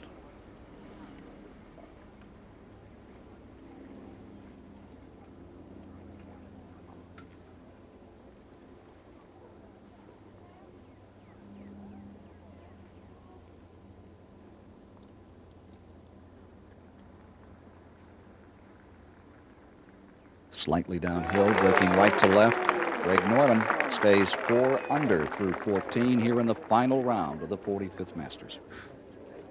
Let's go to 18. 1967 Masters champion Gay Brewer, who has played well in the tourney, came to 18 at 2 under.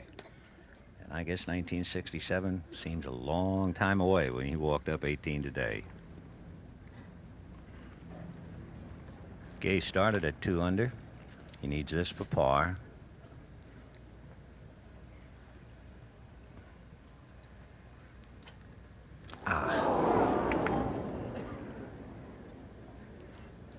He's further away now, Tom. I hate to see that, you know. veteran, such a nice guy too, Gay. And two have played so well. 4 putts. And 67 seems even further away. But he has his coat, and they'll never take that away from him. Gay Brewer with a double at 18 to finish at even par. Earlier, David Graham, he had hit his tee shot into the woods. His second shot well behind the green. And a bold approach that has put him below the pin, so that's not too bad a place to be. Graham came here at 4 under. David's problem is he made his move a little too late. Started at 2 under, dropped to 1, finally picked up a birdie at 13 and a birdie at 15. And he comes here at 4 under, needing this to finish at 4 under.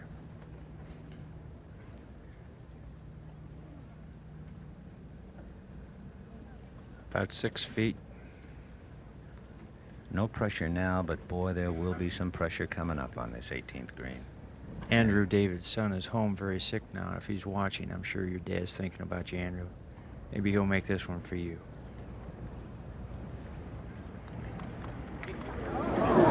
Not in the cards. So David will bogey 18. He'll finish up at 3 under par. 4 back of the leader, Tom Watson. And the final act is yet to be played on this magnificent stage, with Watson leading Johnny Miller, who has concluded at 6 under. But Mahaffey still has a lot of golf to play, along with Jack Nicklaus and Greg Norman.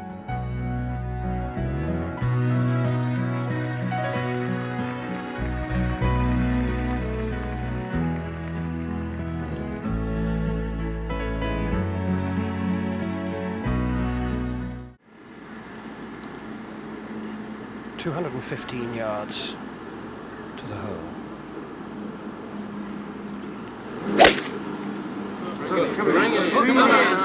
Come on around. No, sir. Missed the green short and right, and John Mahaffey is wisely laid up despite almost falling over trying to get a big drive. But when I say wisely, the interesting statistics are that out of 23 players who have gone for the green, 6 have succeeded in hitting it. The 23 who've laid up, only 4 have hit the green with their pitch shots. So the odds against this one staying on the green are fairly long for John Mahaffey. And obviously, he must make a birdie here. 2 off the lead at 5 under par.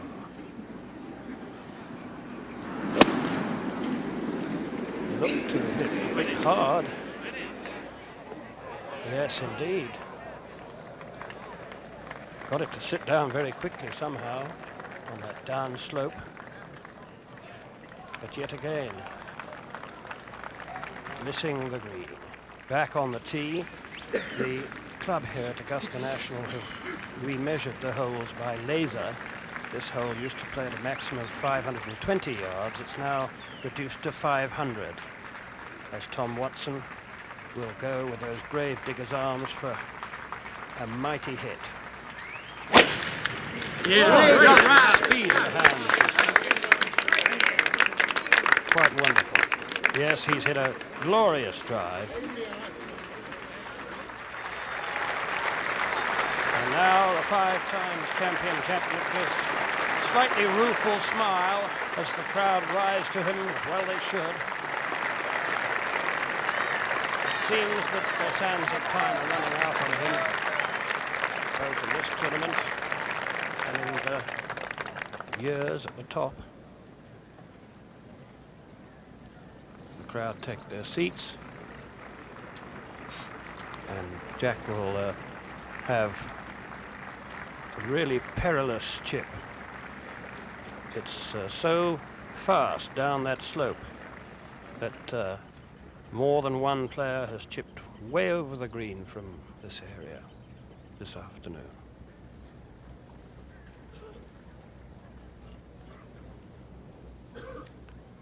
And we'll go to the 18th. The birdie effort of Jerry Pate will come up a buck short. So Jerry, who was trying to tie Mahaffey at 5 under, will join the head-shaking group and take his par at 18. Let's go back to the drama at 15. Of the leading protagonists in this breathtaking finish, Watson is 6 under par at the par 5s coming into today, but Jack Nicklaus only 4 under, and of course that has really killed him.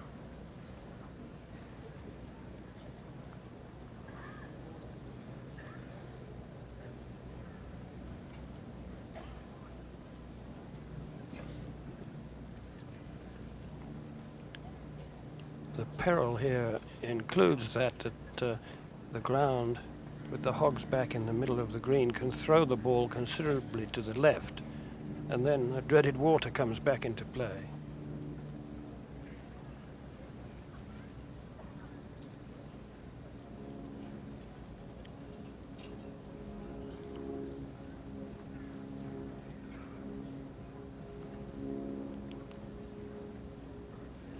Now that newfound style, this crouch.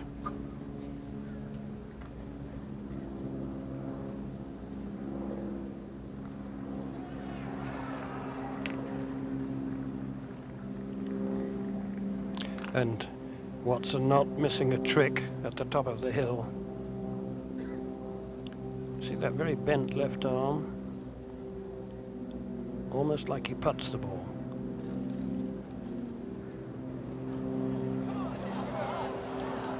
That looks like a pretty fair shot from there. I don't think there has been a better effort from that area all day.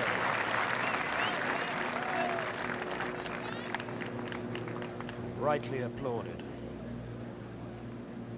There's Tom Watson, who's been doing a lot of that this season as he's tried to get back to his best swing. As he said, more than halfway there now. I think he might say a little bit more than halfway if he puts on the green coat. John Mahaffey. Wicked slope, left to right break.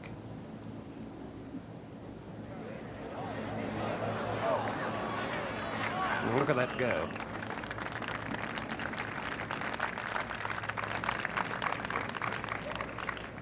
Nicklaus can hardly wait to get on with his putt.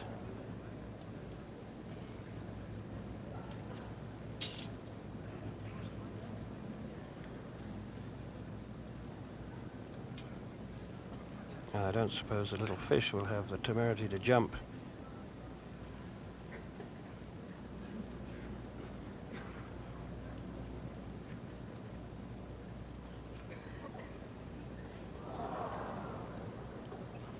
One said it so often, but this is absolutely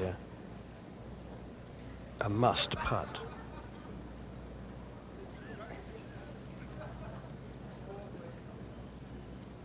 The concentration, as we've seen over so many years, is just monumental.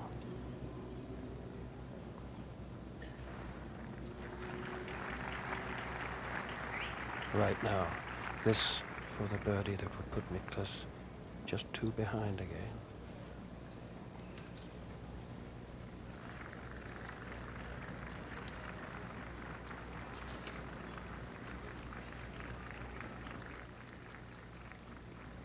Oh, what a great putt!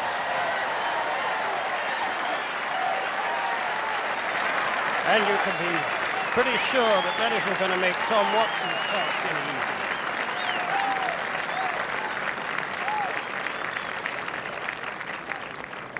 Isn't that a brilliant birdie? Just 2 strokes in it. Look at that vast throng. And that sliver of green that Watson has to aim at. John Mahaffey really not being able to get to the green killed him here. Just this putt for par. You could say this possibly was his last hurrah. But that was a brave one. Tied with Jack Nicklaus, but par here at this stage of the game is a near bogey. Now, we return to the top of the hill where Tom Watson has 213 yards to carry the water, but the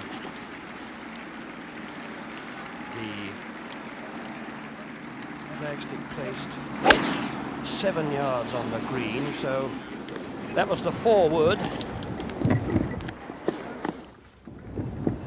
And that is a glorious stroke, one that he will remember in his dotage. Probably tell tales to the grandchildren about that one. And Nicklaus has seen it all.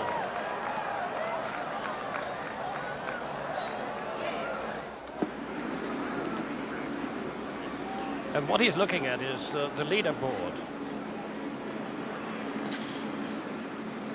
Greg Norman with his second shot. Nothing to lose now.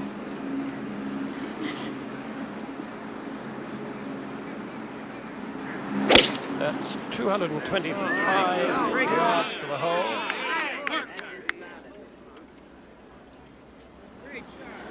And what a magnificent stroke that is, too, my goodness. And an eagle 3 for Greg Norman could put the pressure on Watson, too. And we'll go forward to the 16th. Well, the proximity of the 16th tee and the 15th green is a story here. Nicklaus has seen Watson's ball there. What does that do to your concentration, Tom Weisskopf? I don't think it'll affect him.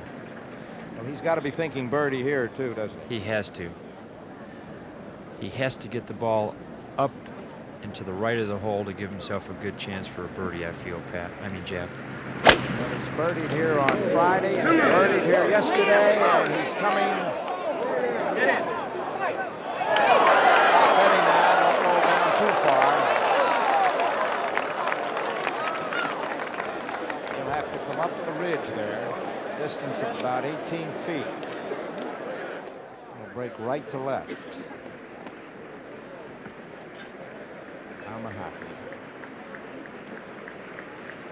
John 1 under today. It's a marvelous par at the 15th.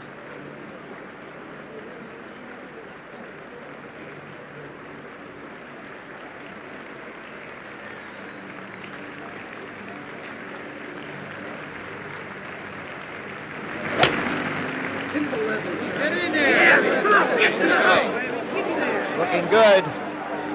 A little strong and off the back, but he'll have a straightaway pitch or putt down, whichever he chooses to do. It's not that difficult. Let's go to 15.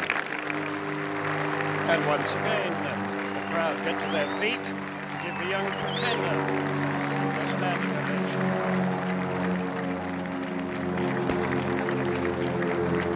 What a superb forward that was, Tom Weisskopf. Well, he has a tremendous advantage because of the height he can put on the golf ball, and that's why the ball held the green. It was just a great golf shot. Knowing Nicklaus had made a 4 before. Indeed. The reason why Nicklaus had to back off was that the scorekeepers mistakenly put up 5 under against Watson's name.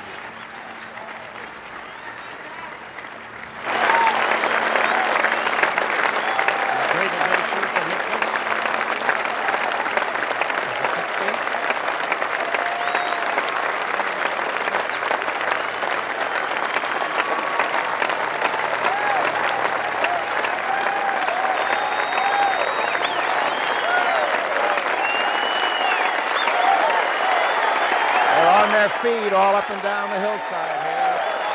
16 up under the 6th tee.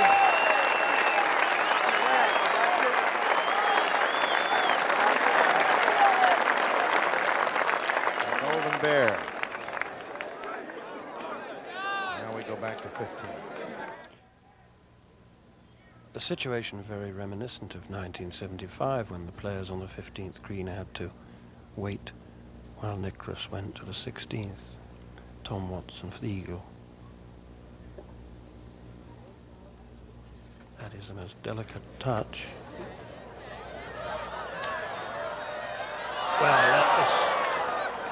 quite uncanny. Easily the best putt of the day from that area. Can't tell you how fast that putt was if you didn't see it. It was just miraculous to get it so close.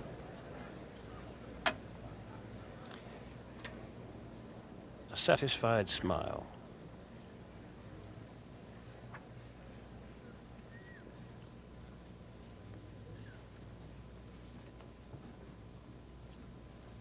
Two birdies for Watson so far at the par fives today. So coming in here, he's 8 under par for the tournament at the par fives and about to go 9 under.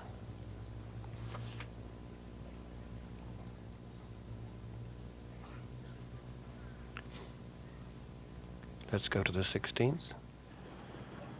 All right, Nicklaus just about ready. Right to left, up the hill.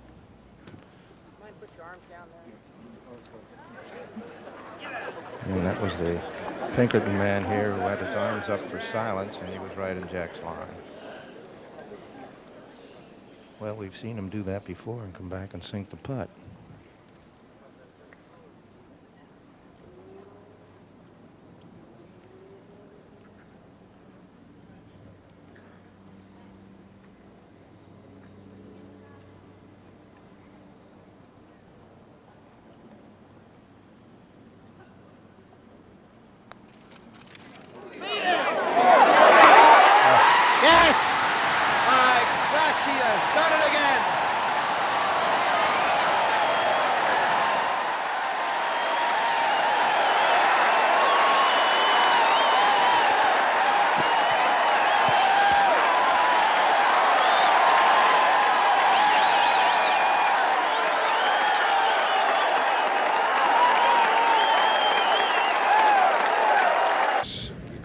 Big tree down there in the fairways, about 198 yards out. Most of the pros have been able to fly it, although Peter Jacobsen did hit it just a few moments ago.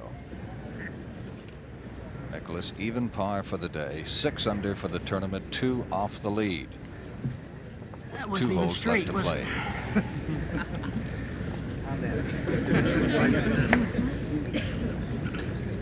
Banter with the gallery. This hole is completely surrounded by gallery, 10 deep in some spots.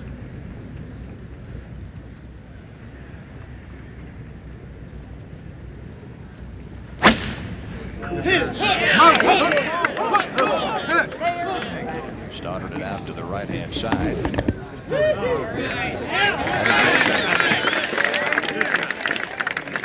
Right center portion of the fairway. Perhaps an 8 or 9 iron from there to the green. Let's go to 16. And now Tom Watson. I remember Tom Weiskopf. I'll never forget you standing here at 16 while Jack sunk that 40-footer in 75. It broke my concentration, Jack. I can remember very vividly. I just said to myself, how can a guy continually do that to me? And he's a nice friend of mine, too. All right, Tom Watson now with a 2-stroke lead. Right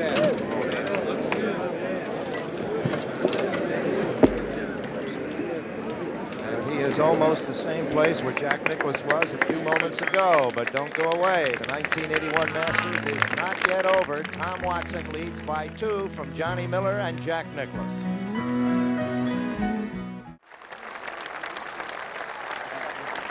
Tom Watson stubbornly holding on to a 2-stroke advantage over the pursuer, Jack Nicklaus.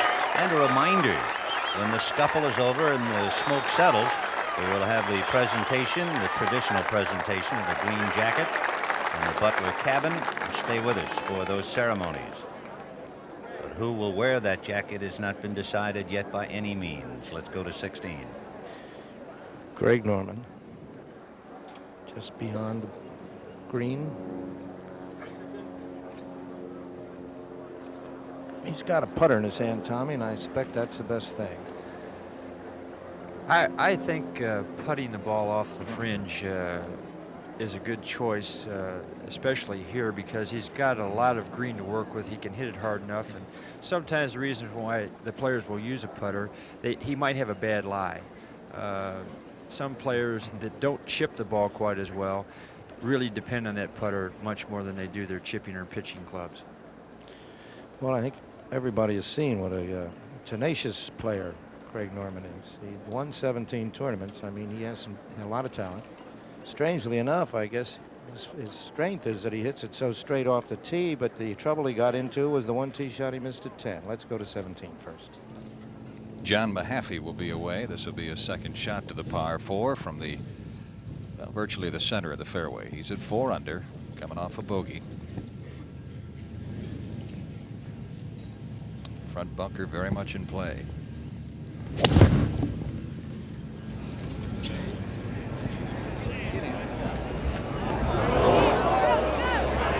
Through the gallery. Back to 16. Where Craig Norman now is about ready. You'll get a great idea of how much break there is here from this angle.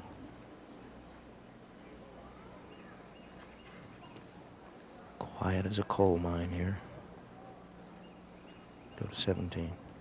For the second shot of Jack Nicklaus from the far right-hand side of the fairway. 9-iron, maybe a wedge. He's parred this hole the previous 3 days.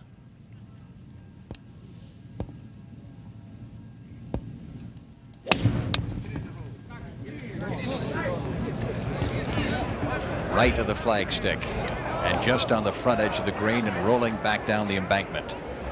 Way short. I thought that was going to be right in the back of the green. Of course, that pin is cut just 12 feet from the back edge of the green here.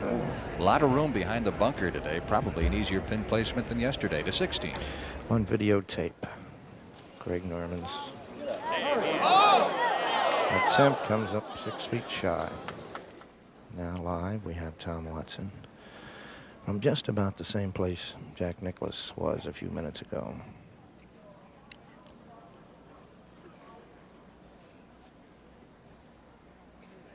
Oh, good solid stroke. Oh. Wasn't short as right. He had a nice firm putt and has that for par, which is par in would have him in great shape. He is 1 under today, Tom Watson. As nobody really, except perhaps Johnny Miller, made any kind of run at all.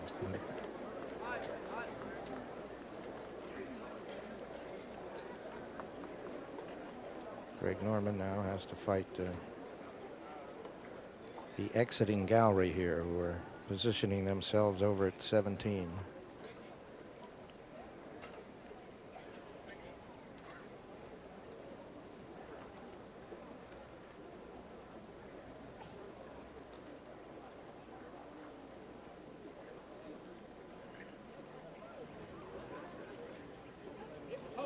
Yes,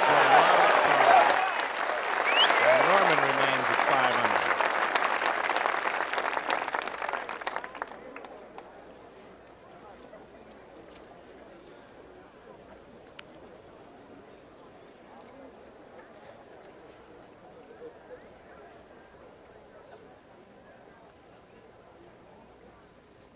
The leader remains 8 under with a 2-stroke lead as he moves to the 17th tee.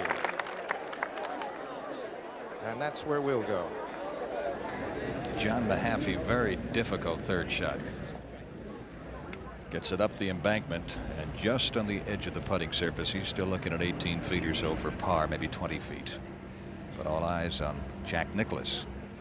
Jack has got to be about 40 feet away. Would you say, Tom Weiskopf, this pin placement is a little bit easier than yesterday when it was just behind the bunker? Oh, they're all tough, but it is easier to get at. Jack, again, and I've seen this most of the week with his short clubs, he's coming off the ball. He's leaving the ball out to the right. There's not a lot of acceleration. And now he's put himself in a position where he has to almost make this shot. Ken, what do you think about some of the short irons Jack has hit this week? Well, when you're coming into the holes like 17, Tom, you leave it where this is, that's not good planning or something, because he has to be aggressive to the hole. And now he's looking at a shot that a par is a good score, and he needs birdie to catch Watson, because now Watson, after parring 16, has kind of a walk-in and make sure that he just goes par, or just doesn't lose anything big strokes in the game. Third shot to the par 4.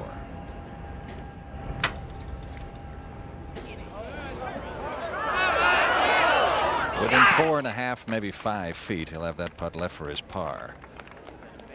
Meanwhile, back on the tee, Greg Norman has unleashed another one of those rockets. Long hitter, young man from Australia. Is that big? That is one of the biggest of the day, almost to the crosswalk, which is only 60 yards from the front of the green.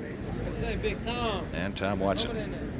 Now this is the hole that has caused Watson more problems than any other on the golf course. He's bogeyed it and he's double bogeyed it. Took his tee shot on Friday. Yesterday hit his second into the bunker and then came out and 3-putted. But no problems today off the tee, at least. In excellent shape, right center portion of the fairway. So Watson continues to cling to that 2-shot lead while on the green. John Mahaffey trying to salvage par here from almost 20 feet away after missing the green badly with his second shot.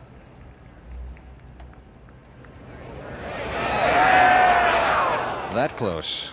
That'll be another bogey for John, drop him back to 3 under, but you can be assured that he'll be back again next year. For those that don't win, of course, the next battle is to get into the top 24, so you are guaranteed an invitation into next year's Masters. Nicklaus with a par putt. 4 feet, no longer, maybe a little less. This to stay at 6 under. Beginning to look now like there'll be no 20th major championship, counting his amateur titles. But anything is possible with a couple of holes left to play. Yet Jack's got to be very disappointed, having led this thing by 4 shots at the halfway mark.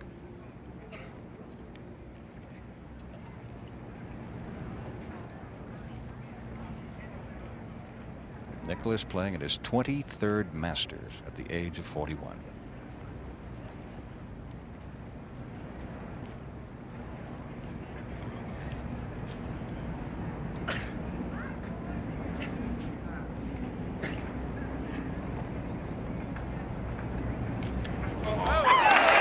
Nicely done. However, he did need a birdie there. Got the par, so maybe the birdie will come at 18 and put a little more pressure on Tom Watson.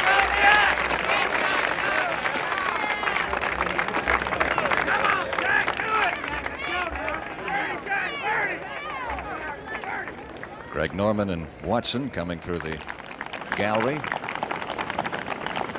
At Tom Weiskopf, there's nothing like the roars you hear at Augusta National, are there? Those birdie and those eagle roars are just something special. They always produce a lot of goosebumps. I know it's been exciting for me the last 2 days to hear them. You know an eagle roar, and you know an Arnold Palmer roar. And you only hope that you know that it wasn't the player that you're trying to beat. Watson quite obviously in good shape as he looks over his second shot here at the par 4 17. You see the gallery surrounding 17. This is just another example of the conveniences for the spectators. You see that large spectator mound immediately adjacent to the 17th green that can hold thousands of people very comfortably as they watch the action here in the green, and coming up from the fairway and have a view of the 18th tee as well. Downwind, right? Downwind it is. Got to be wet, don't you? Yeah. Same club. Are you out there, Ken Venturi? Can you tell what he's hitting? He just said he's going to hit a wedge, the same club as yesterday, but I'll tell you one thing. All he wants to do now is get in the back of the green. Not the bunker like yesterday, Frank. Go. Oh, he's in the bunker. He did it again. That is. Ken, I don't believe it. I cannot believe that he chose a wedge again on that hole, Frank. He is in the same place, and the only place you don't want to miss it is in that bunker. There's his ball. Now, he is the only player, and we have seen everyone go through it this afternoon who's been in that bunker to 18. And Jack Nicklaus on the tee at 18. He's had 2 pars and bogeyed the hole yesterday. caught the fairway bunker yesterday. This time, he is in good shape. He is not aware of the difficulties of Tom Watson catching the bunker at 17. Let's go back there. For Greg Norman's second shot, he's at 5 under, currently 3 off the lead.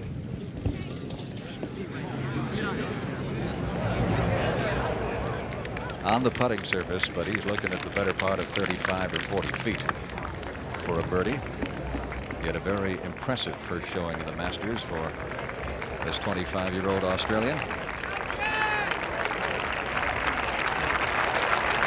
Now the roar will build from the gallery around 17 as Watson comes up.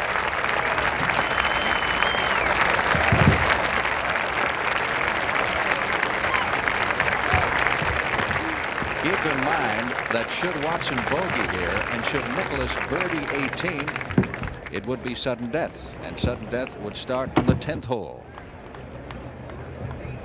That's assuming, of course, that Watson pars 18. So anything can happen at the Masters, and usually does.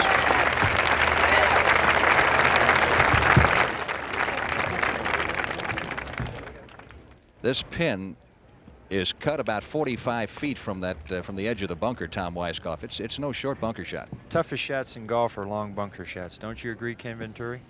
There's no doubt about it, and he has not got the best part of this, Tom. He's going a little bit uphill.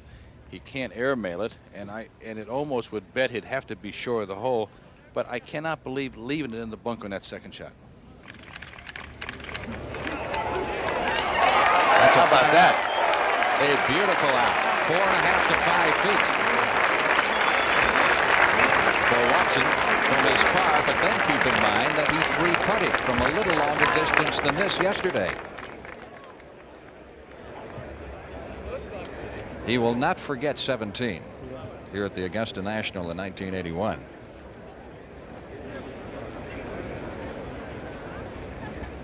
Let's go to 18.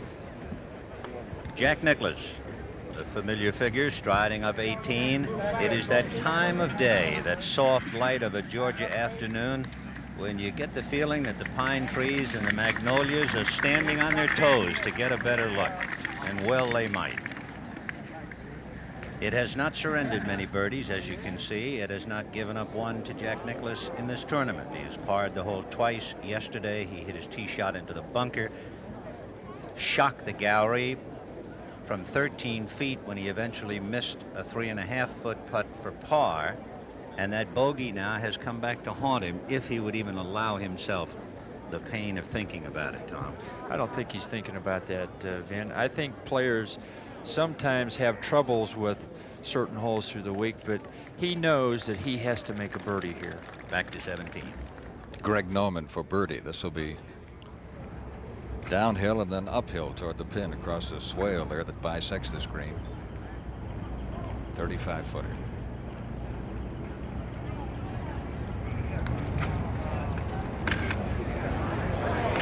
Coming after it.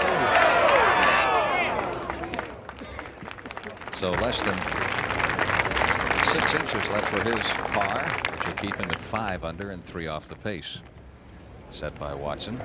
The young man refuses to succumb to the pressure.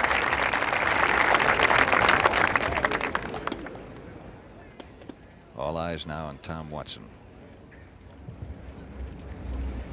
Needs this putt for a par. Should he miss it, his lead would be cut to 1 over Jack Nicklaus, who's playing 18, and Johnny Miller, who's already in the clubhouse.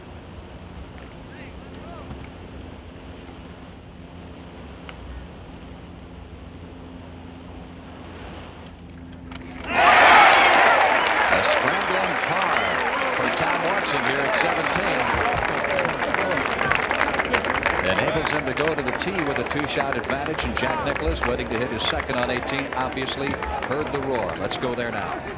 Meanwhile, John Mahaffey wishes he were in the fairway at 18, but John, who went from a leading character in this drama to a supporting cast, is at 3 under, a mere echo now behind Tom Watson. He trails him by 5 shots.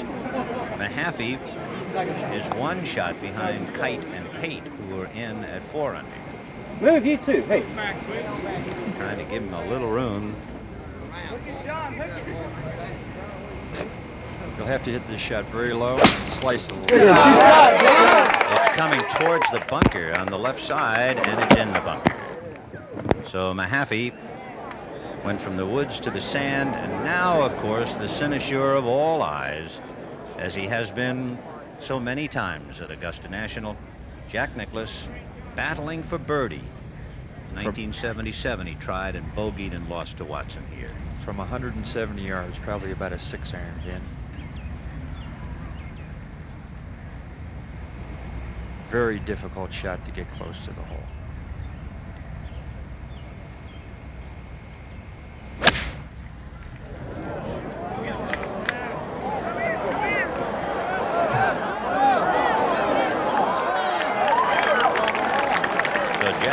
Well below the hole. He's a good more than 35 feet and all uphill, and he has to be disappointed with that shot now. It's such a difficult shot, Vin. You have two options. You either try to carry it all the way to the top of the hill where the pin is, but the chances of stopping the ball are so against you. So I think maybe playing a lower type of run-up shot, taking maybe a club more like a 5-iron if it were a 6-iron, and punching the ball and allowing it to skip up the hill might be a better choice. Well, we have seen the sights of Augusta National. This goes with the franchise. And now we will hear the sounds of Augusta National, where the pictures burn into your brain. The sounds of Augusta National burn into your soul. And here's one of them.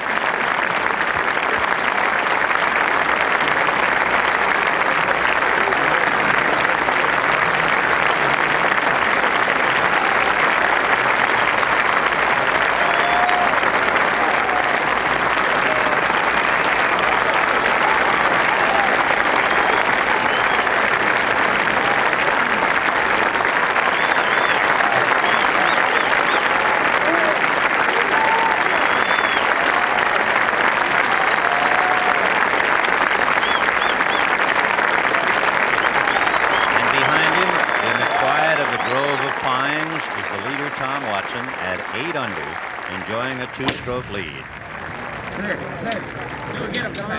Tom is away and would apparently be in reasonably good shape. Yes.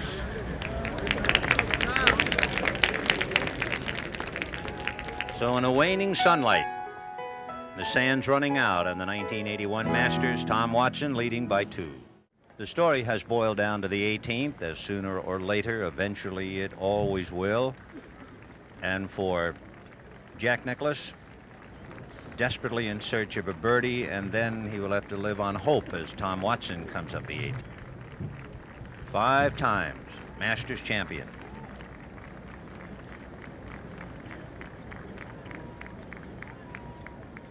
You know that Bobby Jones played 12 Masters from 1934 through 1948 and never broke par 72.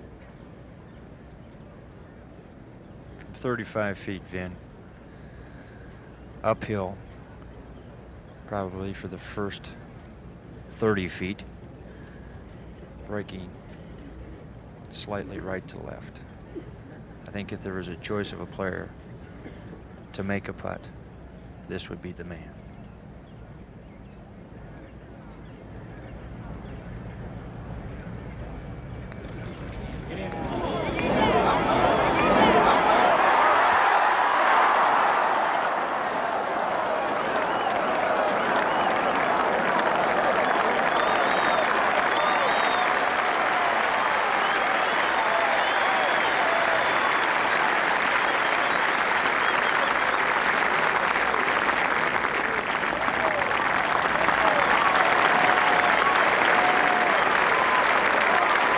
I'll tell you one thing, when he first hit that putt, for one brief shining moment, it was Camelot.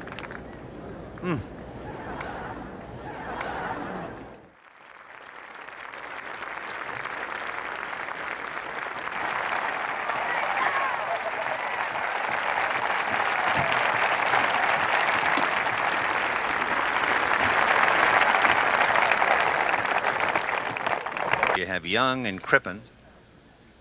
atop the leaderboard at Augusta National, Tom Watson.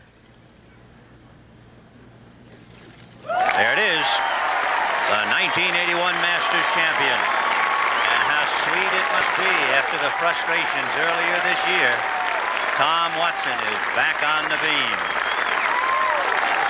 Don't forget, we'll get Tom's reactions and how it felt as he receives the traditional green coat of the Masters. And his wife Linda giving him that warm hug and kiss.